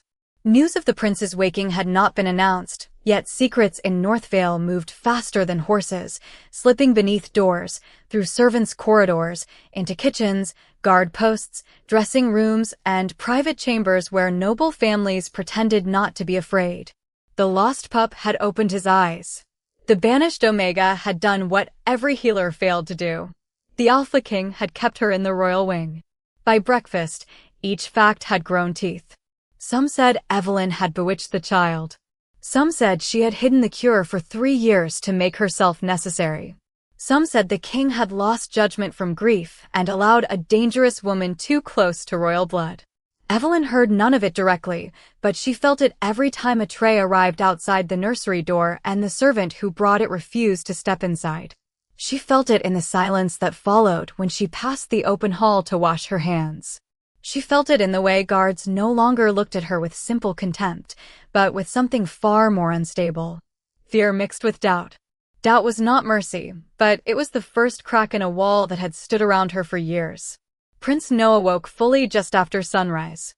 Not all at once, not like a child in a bedtime story blinking away enchantment and sitting up with a smile. He surfaced slowly, painfully, as if each breath had to be remembered. His fingers tightened around the old silver cord before his eyes opened. Evelyn was sitting beside the bed, her neck stiff from a night spent in the chair, her shawl slipping from one shoulder, her left hand resting palm up on the blanket because Noah had panicked whenever she moved it too far away. Across from her, King Adrian had not slept at all. He stood near the window now, a black shape against gray morning light, reading a stack of old reports brought by the captain before dawn. Every few minutes his gaze returned to the bed. Every time, Evelyn pretended not to notice. The boy's lashes fluttered. Evelyn leaned in. "Easy," she whispered. "You are in your room." Noah's eyes opened. For a moment, fear widened them. Then he saw her, and the fear loosened. "Safe," he breathed. The word went through Evelyn like warmth through frozen hands. Adrian turned from the window so quickly that one report slid from his fingers to the floor. Noah's gaze moved to him, slower this time, more aware than the night before. Father and son stared at each other across the bed, close enough to touch, separated by 3 years of absence and a curse that had taught a child to fear the wrong sound. Adrian did not move. He had learned, in one terrible night, how much restraint love could demand. "Good morning," he said. His voice was rough, stripped of command. Noah studied him as if trying to match the man before him to a memory kept under deep water. His lower lip trembled. Evelyn saw Adrian's hand curl once at his side, but he stayed where he was. "You are tall," Noah whispered. The sound that escaped Adrian was almost a laugh and almost something else. "You grew in my memory too." Noah frowned faintly, as though memory itself confused him. Evelyn touched the blanket near his hand. "Do you know where you are?" He looked around the nursery. His small face tensed at the silver lamps, the heavy curtains, the carved wolves along the bedposts. "Palace." "Yes." "They called and called," he whispered. Evelyn felt Adrian go still. Noah's fingers tightened around the silver cord. "I could hear them." But when they said that name, the dark opened. Miriam Vale, who had been dozing in a chair near the hearth with an open book on her lap, woke at once. "What dark child?" Noah pressed closer to the pillow. A hallway with no doors. The room chilled. Evelyn forced her voice to remain soft. "Are you there now?" Noah shook his head barely. "Not when she says it." He looked at Evelyn. "Not when she remembers right." Miriam crossed the room with surprising speed for a woman of her years. She did not touch him, only looked to Evelyn for permission before examining the mark on his wrist. That, more than any apology, unsettled Evelyn. Yesterday, people had pulled her through the palace in restraints. Today, the royal healer waited for her nod before touching the prince. Evelyn nodded. Miriam carefully lifted Noah's hand. The dark mark had faded to a smoky gray, but beneath it the thorned crown sigil remained, thin and cold-looking beneath the skin. Miriam's mouth tightened. "It is still bound to him." Adrian's voice changed. The father receded, not vanished, but covered by the king. "Can you break it?" "Not yet." "That is not an answer." "It is the only honest one." Miriam looked at the reports scattered near the window. "But I know now why Miss Harper could reach him." Evelyn went very still. Adrian's attention shifted to her, sharp as a drawn blade. Noah's hand sought hers again, and she let him take it. Miriam opened the oldest book she had carried in at dawn, its leather cover cracked, its pages yellowed at the edges. The symbols inside were not the common script used in Northvale schools. They were older, curved and delicate, shaped more like vines than letters. "There are bonds recognized by law," Miriam said. "Blood bond, mate bond, pact bond, crown bond. Those are recorded, witnessed, named in ceremonies. But there are older bonds that existed before courts learned to write rules around instinct. One of them was called soul guardianship." Adrian's eyes narrowed. "I have never heard of it." "Most have not. It was removed from court teaching nearly a century ago because it does not respect rank." The old healer's gaze flicked briefly toward the door, where the court waited somewhere beyond stone and distance. A royal child's wolf may choose a guardian in a moment of mortal fear. Not a parent. Not a nurse. Not necessarily noble. The one who holds the child's soul close enough to keep it from crossing into death's shadow. Evelyn's pulse sounded suddenly too loud in her ears. No, Miriam looked at her gently. Yes, I only kept him warm. You heard his true name. He gave it to me because he was scared. A true name is not given to just anyone, Miss Harper. Especially not by a child born to the Blackthorn line. Evelyn pulled her hand back before she knew she meant to. Noah whimpered. The gray mark darkened at the edges. She immediately returned her hand, guilt flooding her. I am sorry, she whispered. I am here. The mark eased again. Miriam watched this with sorrowful certainty. The bond is not imagined. It is not witchcraft. It is not manipulation. His wolf accepted you as safe before his mind could understand who you were. Evelyn's throat felt too tight. For 3 years, she had survived on the belief that she had failed a lost child. That failure had become the shape of her life, the reason she endured hunger and insult and nights where the cold made her hands ache too badly to sleep. But this was worse somehow. Not absolution. Not fully. Something more fragile and more devastating. She had mattered. Not enough to save herself. Perhaps not enough to save him then. But enough that his soul had remembered her through a curse designed to erase the way home. Adrian's voice came from across the bed, controlled but not calm. If that is true, then why did the curse use his public name against him? Miriam turned a page. Because a public name is a handle. A thing others used to call you, claim you, command you. True names are deeper. They belong to the soul. If someone had access to the prince and access to noble blood magic, they could bind pain or fear to the public name, making every familiar voice drive him deeper into hiding. Adrian's face became something frighteningly still. Someone in this palace. Or someone with palace access. Say what you mean. Miriam hesitated. This was not rogue work. It was not forest magic. It was educated, expensive, and patient. Evelyn thought of Lady Victoria's smooth voice outside the door, the way Noah's mark had blackened when she called him sweet prince, the flash of anger quickly hidden when Adrian refused her entry. She did not speak the suspicion aloud. Not yet. Accusing a noblewoman without proof was how Omegas disappeared from records entirely. Adrian seemed to sense the direction of her thoughts. You know something. Evelyn shook her head. I suspect many things.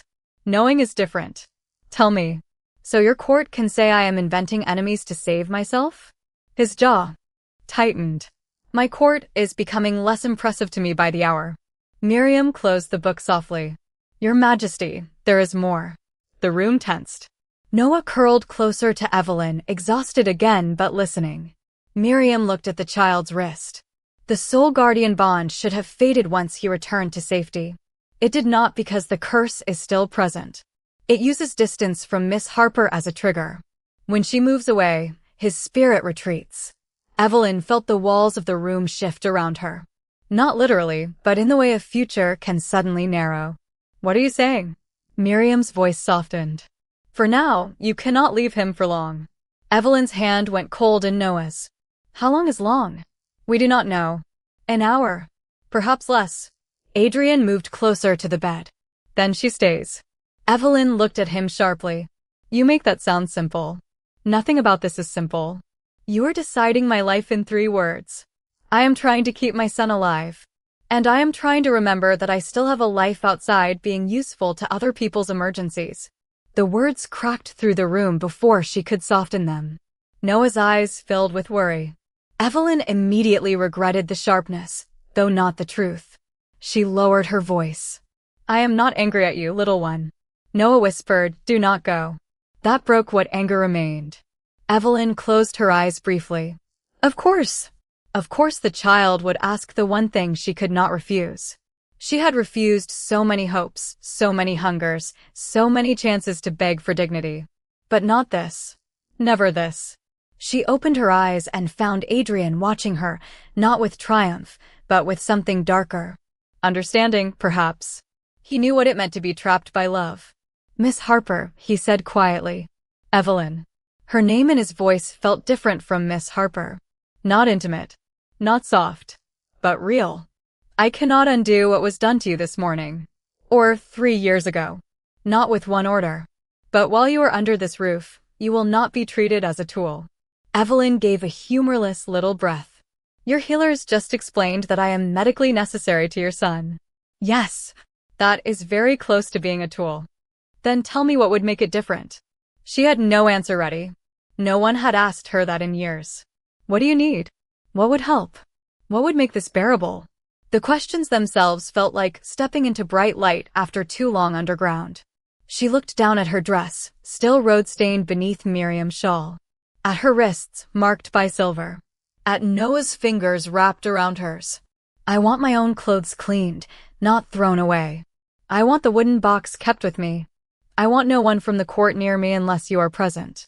I want to be told what is happening before decisions are made around me. And I want, her voice faltered because the last thing felt foolish. I want paper. And ink. Adrian frowned slightly. For what? If I am to remember things, I want to write them down before the court decides what my memories mean. Silence followed. Then Adrian nodded. Done. So quickly. No committee. No bargaining. A king's answer, immediate and absolute. Evelyn hated how much relief she felt. Miriam smiled faintly. I will send for breakfast as well. Real breakfast. Evelyn almost protested that she was not hungry, but her stomach chose that exact moment to betray her with a quiet, hollow sound. Noah blinked at her solemnly. You need pancakes. Evelyn stared at him. Do I? He nodded, growing more certain. With syrup. Across the bed, Adrian's face shifted. Barely. But it was there, a break in the iron, a flicker of stunned tenderness at hearing his son express a preference for breakfast as though the world had not been standing on the edge of ruin. Pancakes, the king said to the guard by the door. The guard bowed as if pancakes were a matter of national security. Yes, your majesty. For one fragile moment, the room almost felt ordinary. A child in bed. A healer with books. A tired woman trying not to cry because a boy wanted her fed. A father watching from the other side of the bed as if ordinary had become the most precious miracle in the world. Then the door opened without permission. Not fully. Just enough for Lady Victoria to step across the threshold in a gown of pale lavender, her expression composed into concern. Forgive me, she said, though she clearly expected forgiveness to be automatic. I heard he spoke. Adrian turned. The warmth vanished from the room. I gave orders that no one enter. Victoria's eyes flicked toward Noah, then to Evelyn's hand in his. Something cold moved behind her face before the concern returned. I feared rumors would spread without proper guidance. The council is already asking why the Omega remains. Noah's breathing changed. His fingers tightened. Evelyn felt the mark stir before she saw it. The gray lines on his wrist darkened at the edges. Miriam noticed too. Lady Ashford, she said carefully, step back. Victoria looked offended. I beg your pardon? Evelyn leaned toward Noah. Oren, she whispered, quiet and steady. Stay with me. Victoria's gaze sharpened. It was only a fraction of a second, but Evelyn saw it. Recognition. Not surprise at the true name. Recognition. As if Victoria had heard it before. Adrian saw Evelyn see it. His eyes turned gold. The entire room seemed to tilt. Victoria, he said softly. How did you know to be afraid of that name? The noble woman went perfectly still. Then she smiled, small and wounded. Your Majesty, I have no idea what you mean. But Noah had begun to tremble. Not from sleep. Not from sickness. From memory. He stared at Victoria with wide, terrified eyes and whispered one word that made every candle in the room flicker. Cold. Evelyn's blood ran icy. Adrian stepped between Victoria and the bed, no longer only a grieving father, no longer only a watchful king, but something far more dangerous waking beneath both. Miriam looked down at the thorned crown mark, then up at Victoria's pale face. The secret had not broken open. Not yet. But it had cracked, and through that crack came the first breath of the truth. For one heartbeat after Noah whispered the word cold, No one in the nursery moved. The sound had been small, barely more than a breath, yet it seemed to strike every candle flame at once. Lady Victoria stood just inside the doorway with one gloved hand resting against the polished wood, her face arranged into wounded confusion, but the color beneath her powder had changed. Evelyn saw it. Miriam saw it. Adrian saw everything. The Alpha King stepped between Victoria and the bed so completely that Noah could no longer see her. His shoulders filled the space like a door no one had permission to open. "Leave," he said. Victoria's lips parted. "Your Majesty, surely you cannot mean to dismiss me because a frightened child spoke one word." "I said leave." The second command carried enough alpha power to make the young priest bow his head and the nursemaids press closer to the wall. Victoria lowered her lashes, not in submission, but calculation. "Of course," she said softly. "I would never wish to distress the prince." Her gaze flicked once toward Evelyn's hand in Noah's, and in that glance there was no grief, no tenderness, no fear for a child newly woken. There was measurement. Then she stepped back into the hall and the door closed behind her. The room exhaled, but the relief did not last. Noah's small body remained tense beneath the blanket, his fingers locked around Evelyn's wrist. Evelyn bent close, keeping her voice as steady as she could. "You are here. You are safe. She is gone." He shook his head weakly. "Cold room." Adrian turned back to him at once. "What cold room?" Noah's eyes filled with panic. The mark on his wrist darkened. Evelyn lifted her free hand before Adrian could ask again. Slowly, she whispered. The king went still, but the effort cost him. She could see it in the way his jaw hardened, in the way his wolf burned behind his eyes. He had found a thread of truth after 3 years of darkness, and every instinct in him wanted to pull until the whole lie unraveled. But Noah was not a witness on a stand. He was a child holding himself together with both hands.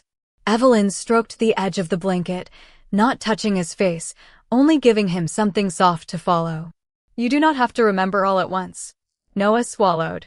There was a window with no sun. A lady smelled like flowers, but not nice flowers. Sharp flowers. She said good boys sleep when they are told. Miriam's face tightened. Adrian looked toward the door through which Victoria had gone. His voice was deathly quiet. "Miriam." The healer nodded once. "I heard." Noah began to tremble harder, and Evelyn whispered the true name until his breathing steadied. The old healer closed her book with shaking hands. "Your Majesty, we need to secure the nursery, examine every object that entered this room since the prince returned, and question anyone who had access to the royal records." Adrian was already moving. "Captain Reed." The door opened instantly.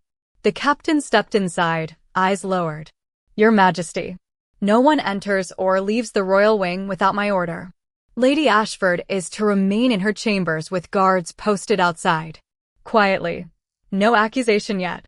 No court spectacle." The captain hesitated for the smallest fraction of a second. It was enough. Adrian's gaze sharpened. "Speak." The captain looked uncomfortable. "Your Majesty, Lady Ashford is already with the council." The room changed. Evelyn felt it as surely as a draft across bare skin. Adrian did not raise his voice. "How?" "She left the hall before I received instructions to restrict movement. She said she was going to calm the noble houses." Miriam muttered something under her breath that sounded very unlike a prayer. Adrian's expression settled into something colder than anger. "Then bring her back." The captain bowed and left. Evelyn listened to his footsteps fade, and with each step, dread opened wider in her chest. People like Victoria did not run without a destination. They moved toward advantage. They turned suspicion outward before it could settle on them. Evelyn had watched the same thing happen in Silverpine, though on a smaller stage. Fear entered a room, and the person with the best voice taught it where to look. Less than 20 minutes later, the palace bells rang. Not the morning bell. Not the feast bell. The council summons. Miriam went pale. Adrian looked toward the sound, then toward Evelyn. For one strange moment, neither of them needed words. They both understood. The court was not waiting anymore. It was gathering. The captain returned with 2 guards and a face like stone. Your Majesty, the council requests your presence in the Hall of Oaths immediately. Adrian's laugh held no humor. Requests. Lady Ashford has presented evidence. Evelyn's hand went cold. Noah whimpered, feeling the change in her. Adrian took 1 step forward. What evidence? The captain's gaze flicked toward Evelyn and away again. A silver ritual knife, bearing royal nursery markings. She claims it was found among Miss Harper's belongings when her cabin was searched. For a moment, Evelyn did not understand the words. They arranged themselves in the air like a language she had forgotten. Her belongings. Her cabin. Searched. A ritual knife. Then the meaning struck and her stomach dropped. I have never owned anything like that. Her voice sounded distant to her own ears. I had herbs, blankets, a cracked kettle, the wooden box. That is all. The captain looked miserable. The item was reportedly wrapped in cloth beneath the floorboards. There are no floorboards beneath my bed, Evelyn said, too quickly, too desperately. There is packed dirt. Anyone who has seen that cabin would know. But the court would not care about floorboards. Details did not matter when a story already fit the shape people wanted. Banished Omega. Royal silver. A child under a curse. The old accusation returning with sharper teeth. Adrian's eyes moved to her face. I know. It was only 2 words, but they held the room steady for 1 more breath. Evelyn clung to them before fear could sweep them away. Then tell them. I will. Noah's fingers tightened. Do not go. Evelyn looked down. The boy's face had gone gray with panic. The mark on his wrist spread a little darker. Miriam touched her own throat, thinking fast. If Evelyn is dragged before the council, the distance may destabilize him. No one is dragging her anywhere, Adrian said. The captain shifted uneasily. Your Majesty, the council has invoked emergency authority regarding threats to the royal heir. They are demanding Miss Harper be removed from the prince's room until judgment. The air became impossible to breathe. Evelyn had not known a room could feel so much like a trap without doors closing. Adrian's power rose, deep and furious, pressing against the walls. They demand. The captain took a careful breath. Lady Ashford argues that Miss Harper created the prince's dependence on her and that keeping her near him allows the curse to continue. Miriam snapped, that is medically absurd. The council is frightened, the captain said quietly. And frightened people are listening to the person giving them a villain. Evelyn almost laughed. Not because it was funny. Because it was so familiar that it felt obscene. 3 years, and the world had learned nothing. Adrian turned toward the door. I will address them. Evelyn stood too quickly. Noah cried out, and the mark flared. She immediately sat again, pressing his hand between both of hers. I am sorry. I am sorry. Adrian stopped. The conflict on his face was terrible to witness. A kingdom on one side. A child on the other. Evelyn in the middle, as she always seemed to be, useful only when someone needed saving and dangerous the moment saving her became inconvenient. The council bells rang again. Your Majesty, the captain said carefully. If you refuse to appear, they may interpret it as confirmation that Miss Harper has influenced your judgment. Adrian's eyes went gold. Let them. But Evelyn knew power did not make a person untouchable. Not even a king. Especially not a king whose son had only just returned from the edge of death. If the court convinced the kingdom that Adrian was protecting the woman who harmed his child, then every truth would be buried beneath fear. Victoria did not need to defeat him. She only needed to make him look compromised. Evelyn looked down at Noah. Little one. He shook his head before she could continue. No, listen to me. No, his eyes filled with tears. Do not let them take you to the cold room. Adrian went completely still. Noah. The boy flinched at the public name, and Adrian stopped himself with visible pain. Evelyn whispered the true name, then brushed the edge of the silver cord with one finger. I am not going to a cold room. She hoped it was not a lie. But your father has to speak to the court before they become too afraid to hear anyone else. Noah's lip trembled. You stay. Evelyn could not answer. That was the cruelty of it. If she stayed, they would say she was hiding. If she went, the curse might pull at him. If Adrian carried the truth alone, Victoria would twist his protection into proof. Miriam seemed to understand at the same moment. There may be a way, the healer said slowly. The soul-guardian bond weakens with distance, but not if the child gives a voluntary anchor. Adrian looked at her. What kind of anchor? Miriam glanced at the silver cord. Something he held in the dark. Something he chooses to send with her. Noah clutched the cord. Fear warred with trust in his small face. Evelyn's heart broke before he even spoke. If I give it, he whispered, you come back. The question was so small. So unbearably young. Evelyn bent until her forehead nearly touched his hand. I will try with everything I have. Promise? She closed her eyes. The last promise she made this child had ended with an empty shelter and 3 years of exile. Some wounds did not need memory to reopen. I promise to fight my way back to you, she said.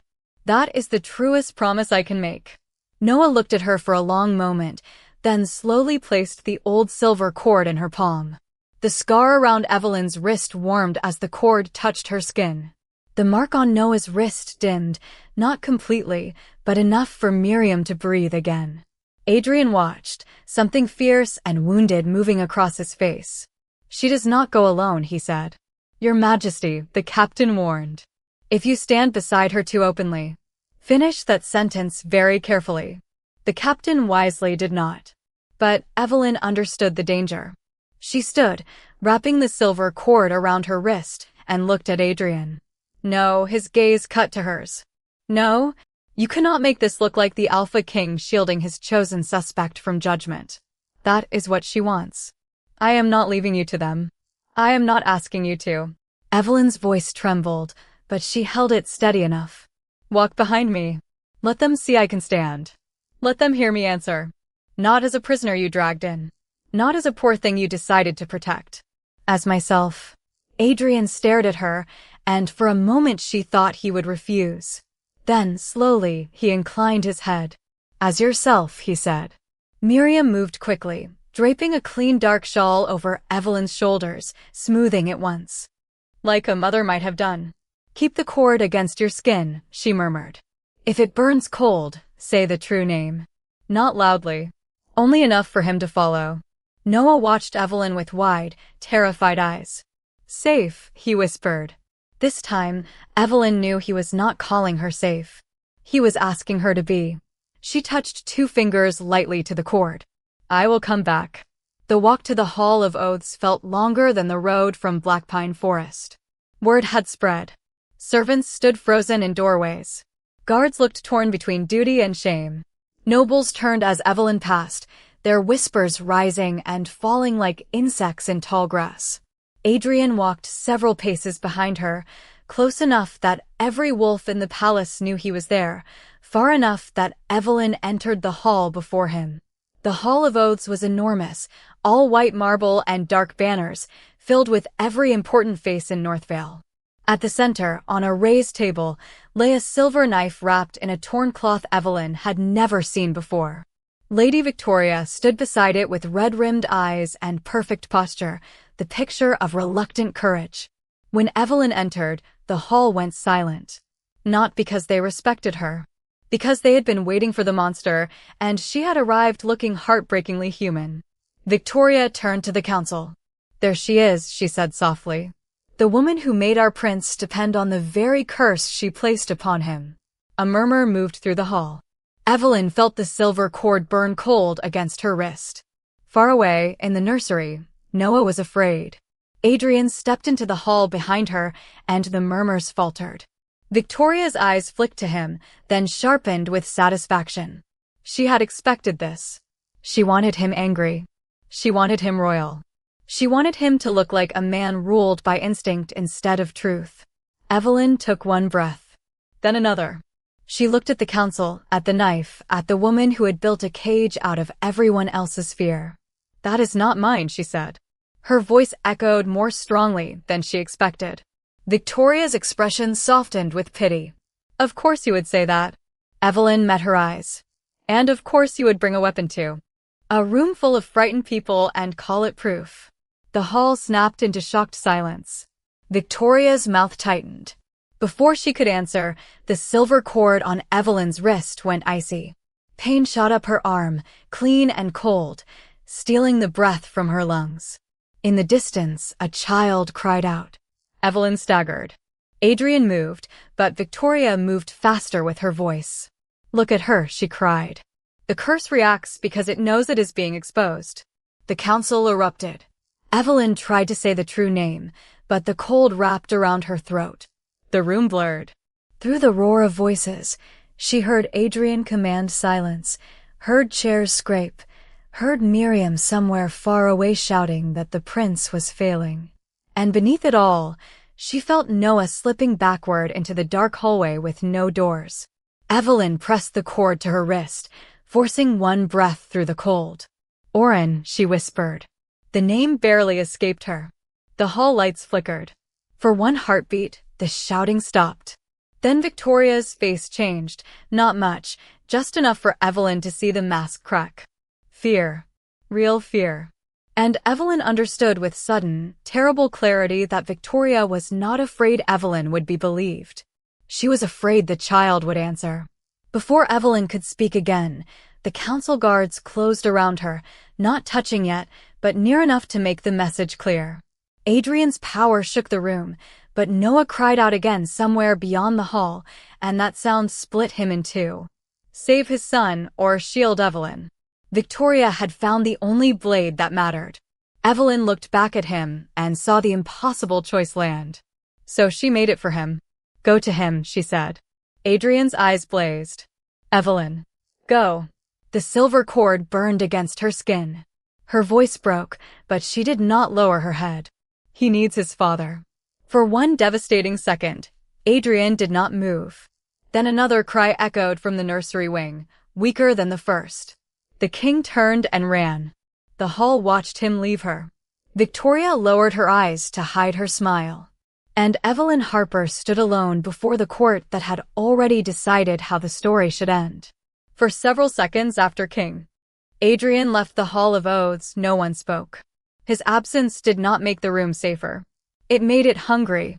Evelyn stood at the center of the marble floor with the silver cord burning cold around her wrist and a circle of council guards close enough to remind everyone that she was no longer merely a guest, no longer merely a healer, no longer even a suspect in private.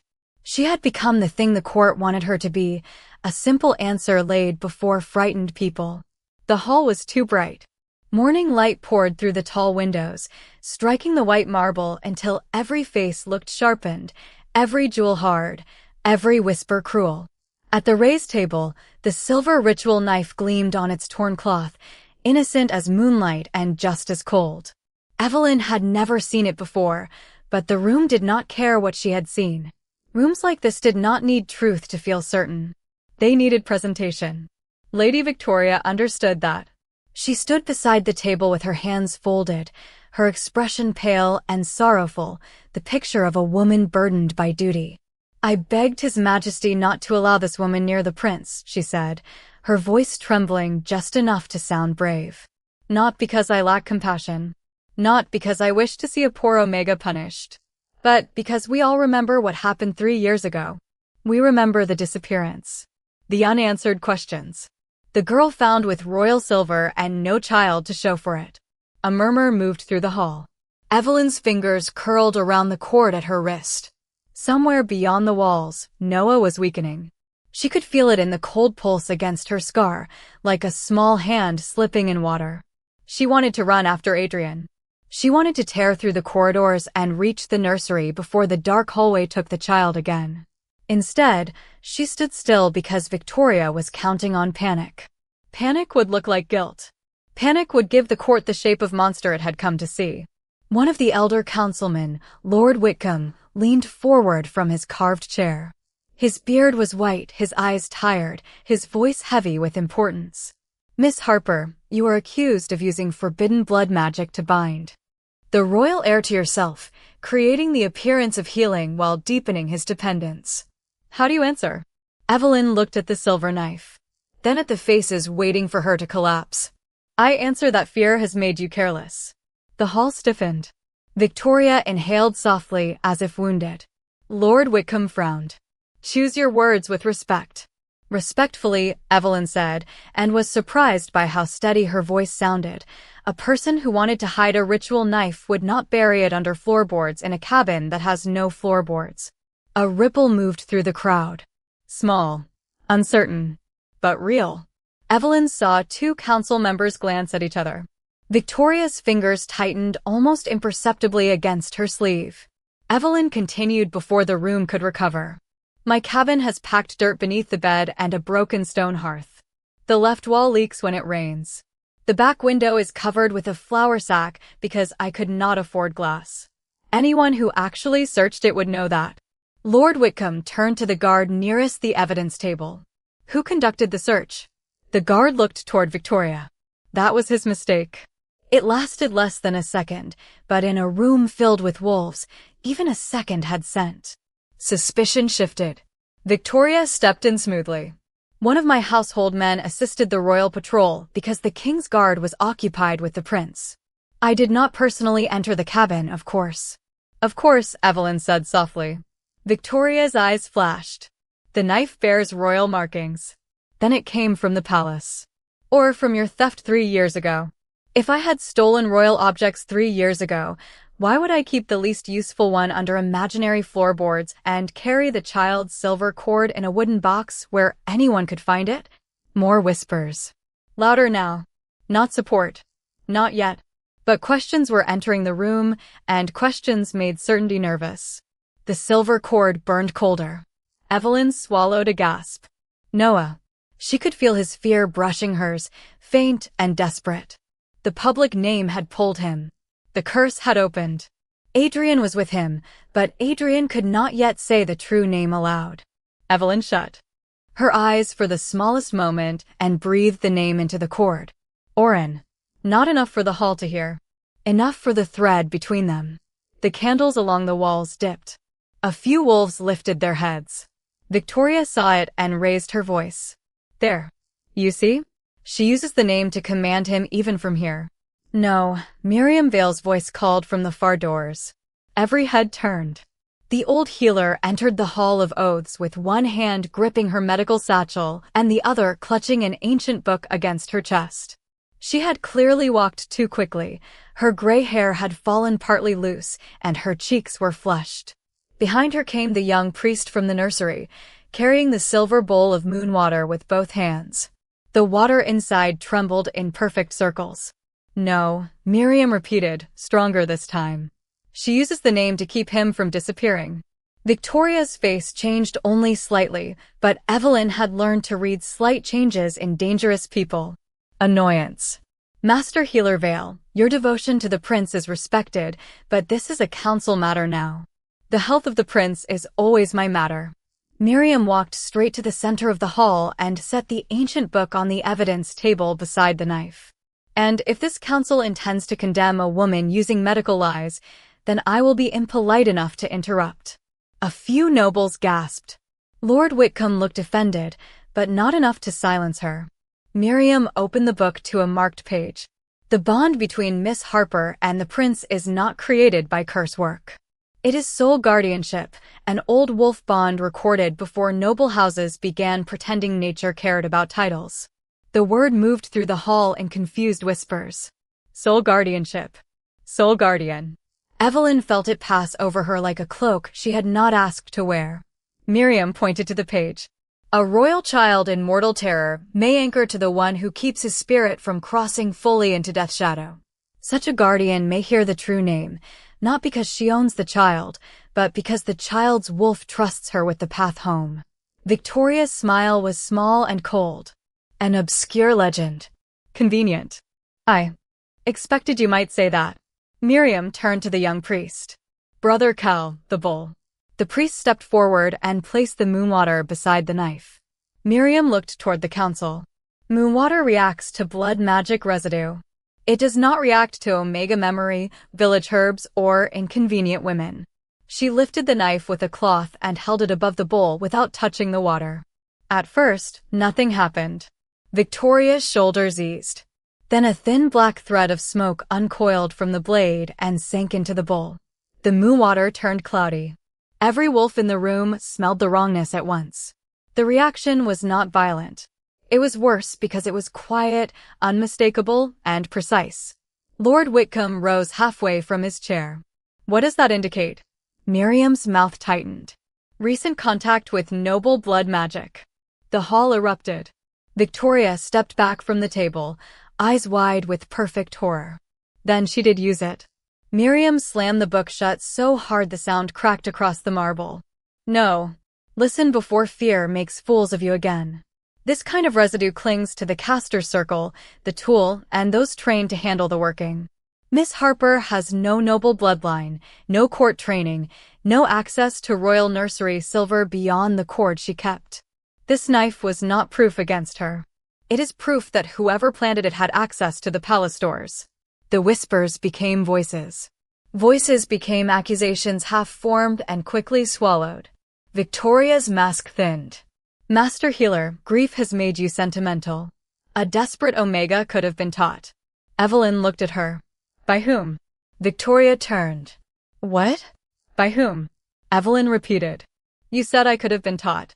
Who would teach the banished girl in a leaking cabin how to work noble blood magic using royal silver? Victoria's mouth opened. No answer came fast enough. The silence was small, but the entire hall heard it. Then the silver cord went suddenly, painfully cold. Evelyn's knees nearly buckled. This time the name was pulled from her not as a whisper, but as a gasp. Oren. The moon water flashed gold.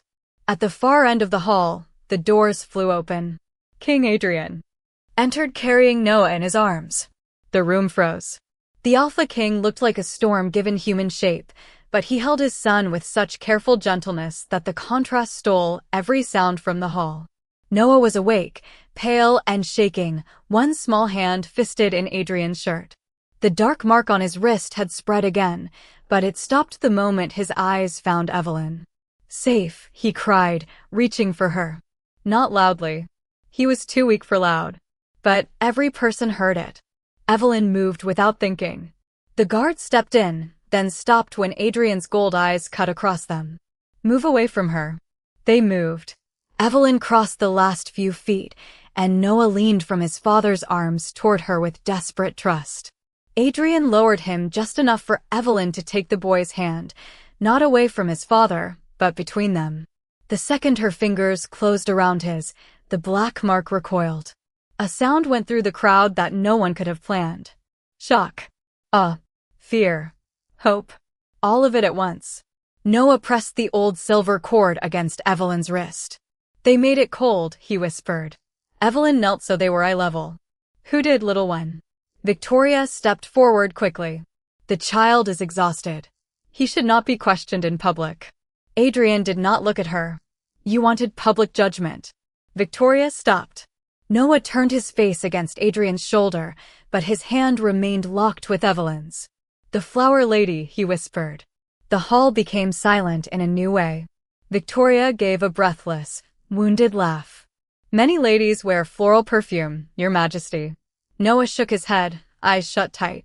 Sharp flowers. Silver room. No sun. She said if I slept, father would need her. Evelyn's heart stopped. Slowly, every gaze in the hall turned toward Victoria Ashford. Victoria's face went white, then carefully sad. This is monstrous. You would let a confused child condemn me because that woman has taught him words in his sleep. Adrian's voice was almost soft. He has not been alone with her long enough for that. Then the healer. Careful, Miriam said. Victoria ignored her, sensing the room slipping and reaching for anything that might hold. This is exactly what the Omega wants. The boy clings to her. The king listens to her. Now she points him toward me, the one person who warned you all. Evelyn stood slowly. I have not pointed him anywhere. You whispered into his mind. I kept him from the dark. You made him yours. Evelyn flinched. It was not guilt. It was the cruelty of hearing a sacred thing twisted into ambition. Noah made a small distressed sound. The mark pulsed. Adrian adjusted his hold, his jaw tight. Evelyn forced herself calm for the child's sake. No, she said. That is what you do not understand. I did not make him anything. I found a scared child in a storm and stayed because no one else was there. He chose what felt safe. Children do that before adults teach them who they are supposed to trust. Victoria's eyes flashed. You dare lecture me about children? No, Evelyn said. I dare ask why a child who has barely spoken remembers your perfume. Before Victoria could answer, the captain from the Royal Guard entered through a side door at a near run, then stopped himself at the sight of the full court. He bowed to Adrian. Your Majesty, we found the search party records. Adrian did not take his eyes off Victoria. Speak. The captain held up a leather folder. 3 years ago, the first report from Silverpine included mention of an unnamed noble carriage seen near the northern creek the morning after the prince vanished. The witness statement was removed from the final file. The hall rippled. Adrian's voice dropped. Removed by whom? The captain swallowed. By Council Secretary Harrow, now retired. We found a payment record in his estate accounts from Ashford House dated the same week. Victoria's composure cracked. That proves nothing. The captain continued, gaining strength. We also searched the palace stores. The nursery knife set was recorded, missing the month the prince disappeared. The missing entry was signed by Lady Ashford's former steward. Victoria laughed once, too sharp. Former steward. A dead man cannot defend himself from convenient accusations. Miriam lifted the moo water bowl. The cloudy water had begun to clear, but a faint silver pattern remained floating on its surface. Blood magic leaves signatures. She looked at Victoria. Not names. Not faces. Patterns. Family patterns. The residue on this knife carries Ashford line work. The court did not explode this time. It went utterly quiet. That silence was far worse. Victoria looked around and found no immediate rescue. Not from the council. Not from the nobles who had praised her patience. Not from the women who copied her gowns. Power was loyal only while it believed you still possessed it. Her eyes went to Adrian. For the first time, Evelyn saw real fear there. I loved this kingdom, Victoria said. I stood beside your grief when others feared it. I held this court together while you tore the world apart searching for a ghost. Adrian's face was unreadable. My son was not a ghost.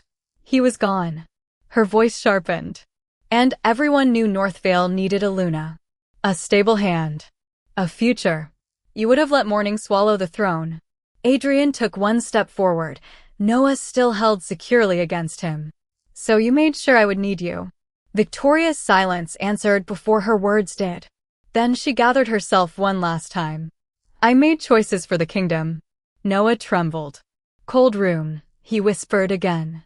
Evelyn pressed his hand gently. Adrian's control thinned, not into chaos, but into something colder than rage.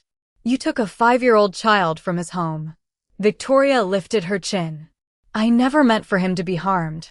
You cursed his name. To keep him asleep until he could be found at the proper time. Until I could be the one to help you recover him. The confession slid out wrapped in justification, but it was confession all the same. The court heard it. Everyone heard it. Victoria seemed to realize that a second too late. Her lips parted.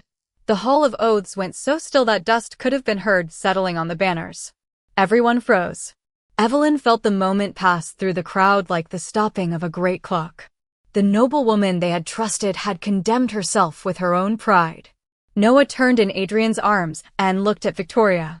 He did not cry this time. He only looked very tired. You made the dark say my wrong name. Victoria's face crumpled, not with remorse, but with the horror of being seen clearly. I did what I had to do. Adrian's voice cut across the hall, quiet and final. No. You did what you wanted and called it duty. Then Noah reached for Evelyn again. Adrian let him. The boy's small hand settled over the silver cord on her wrist. Say it, he whispered. Evelyn looked at Adrian. This time, the king did not hesitate. He nodded once, not as a ruler granting permission, but as a father trusting the bridge his son had chosen. Evelyn knelt in the center of the Hall of Oaths, surrounded by nobles who had called her cursed, guards who had nearly closed around her, counselors who had listened too easily to lies. She held the child's hand and let the true name rise with all the warmth she had carried through 3 winters of exile. Oren Blackthorn, she whispered, and the hall itself seemed to breathe. Gold light unfolded from the prince's wrist, not harsh, not blinding, but soft as sunrise over snow. The thorned crown mark cracked into pale ash and vanished. The moonwater cleared. The candles steadied. Noah drew a full breath, deep and clean, then rested his head against his father's chest with a sigh that sounded like coming home. Adrian closed one arm around him, and with the other hand, he reached down and helped Evelyn stand. The gesture was simple, public, impossible to mistake. The Alpha King did not merely allow the banished Omega to rise. He raised her before the court. Then he removed his dark cloak and placed it around her shoulders. Gasps moved through the hall, but no one dared speak over him. Adrian turned to the council, to the nobles, to Victoria, to every person who had built comfort from Evelyn's ruin. His voice carried to the highest rafters, low and absolute. The Omega you banished saved my son when my kingdom failed him. Evelyn's breath caught. Adrian looked at the guards near Victoria. Lady Ashford is to be confined to the East Tower pending formal sentencing. Every record from the prince's disappearance will be reopened. Every payment. Every altered witness statement. Every person who chose convenience over truth will answer to the crown.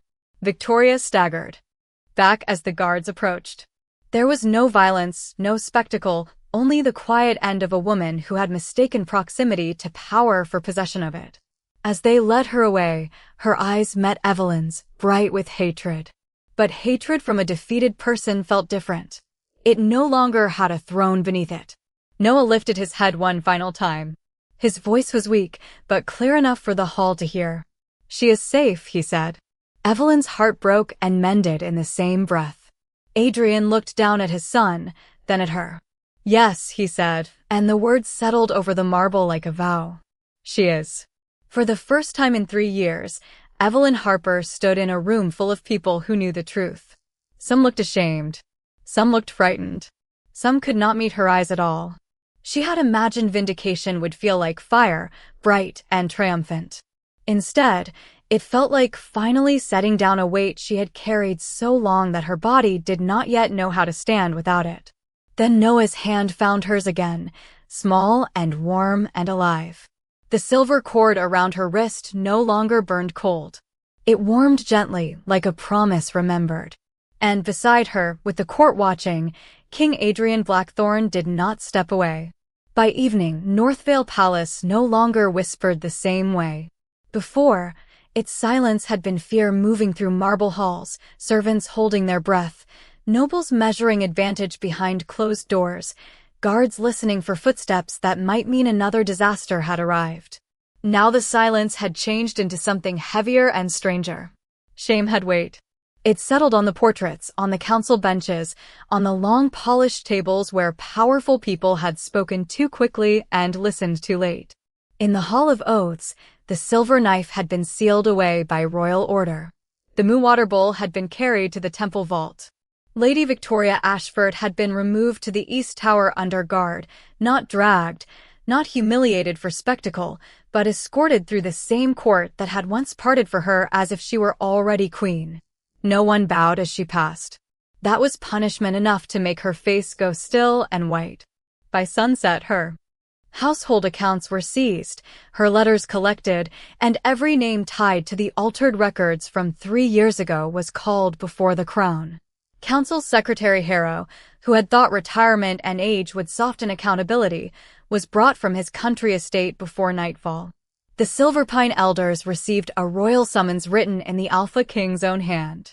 They were ordered to appear in Northvale within 7 days to answer for Evelyn Harper's unlawful exile and public defamation. The words were clean, official, and devastating. Evelyn heard all of this from Miriam Vale while sitting beside Noah's bed with a bowl of soup cooling in her hands. She did not know what to feel. Relief was there, yes, but it came carefully, like a stray animal that had been frightened too often to approach quickly. Anger was there too, old and tired, not burning the way she had imagined it might. And grief. Grief most of all.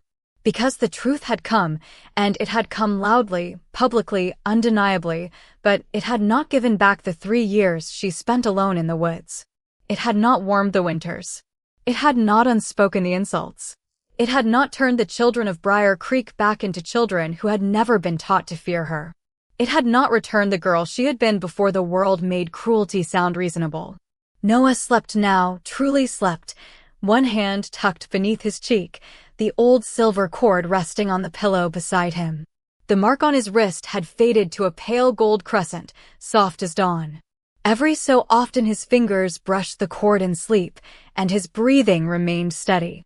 Evelyn watched the rise and fall of his chest because she could not seem to stop. For 3 years, she had dreamed of an empty shelter. Now the child was here alive, warm, surrounded by blankets and candlelight, and some part of her still feared she might blink and find only snow. Miriam set a tray on the table beside her.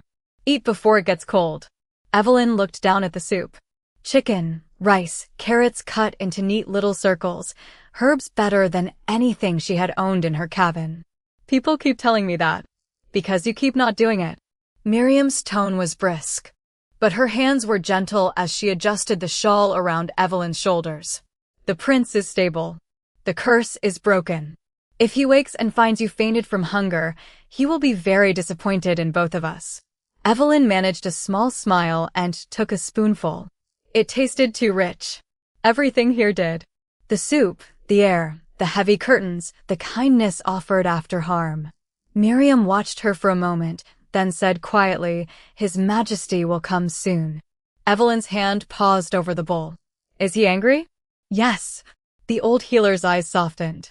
"But not at you." That should have comforted her. Instead, it made her chest tighten. Anger from Adrian Blackthorne had been easier to understand when it was aimed near her. This new thing, his restraint, his attention, his careful distance, frightened her more because it asked her to believe the world might shift again without taking something from her. Miriam left as the last light disappeared behind the rain-washed windows. The nursery settled into blue shadow and firelight. Evelyn had just convinced herself to take another bite of soup when the door opened. Adrian entered without guards. No crown. No council robes. Only a dark shirt, dark trousers, and the exhaustion of a man who had spent the day rebuilding the ground beneath his kingdom while his heart remained in one room. He stopped when he saw Noah sleeping, and his entire expression changed. It was so brief that most people would have missed it, but Evelyn had grown skilled at noticing what people hid. The king vanished. The father remained. "He has not stirred," she said softly. Adrian nodded, crossing to the bedside. He did not touch Noah at first. He looked to Evelyn, asking without words as he had learned to do. She nodded. Only then did he brush 2 fingers lightly over his son's hair.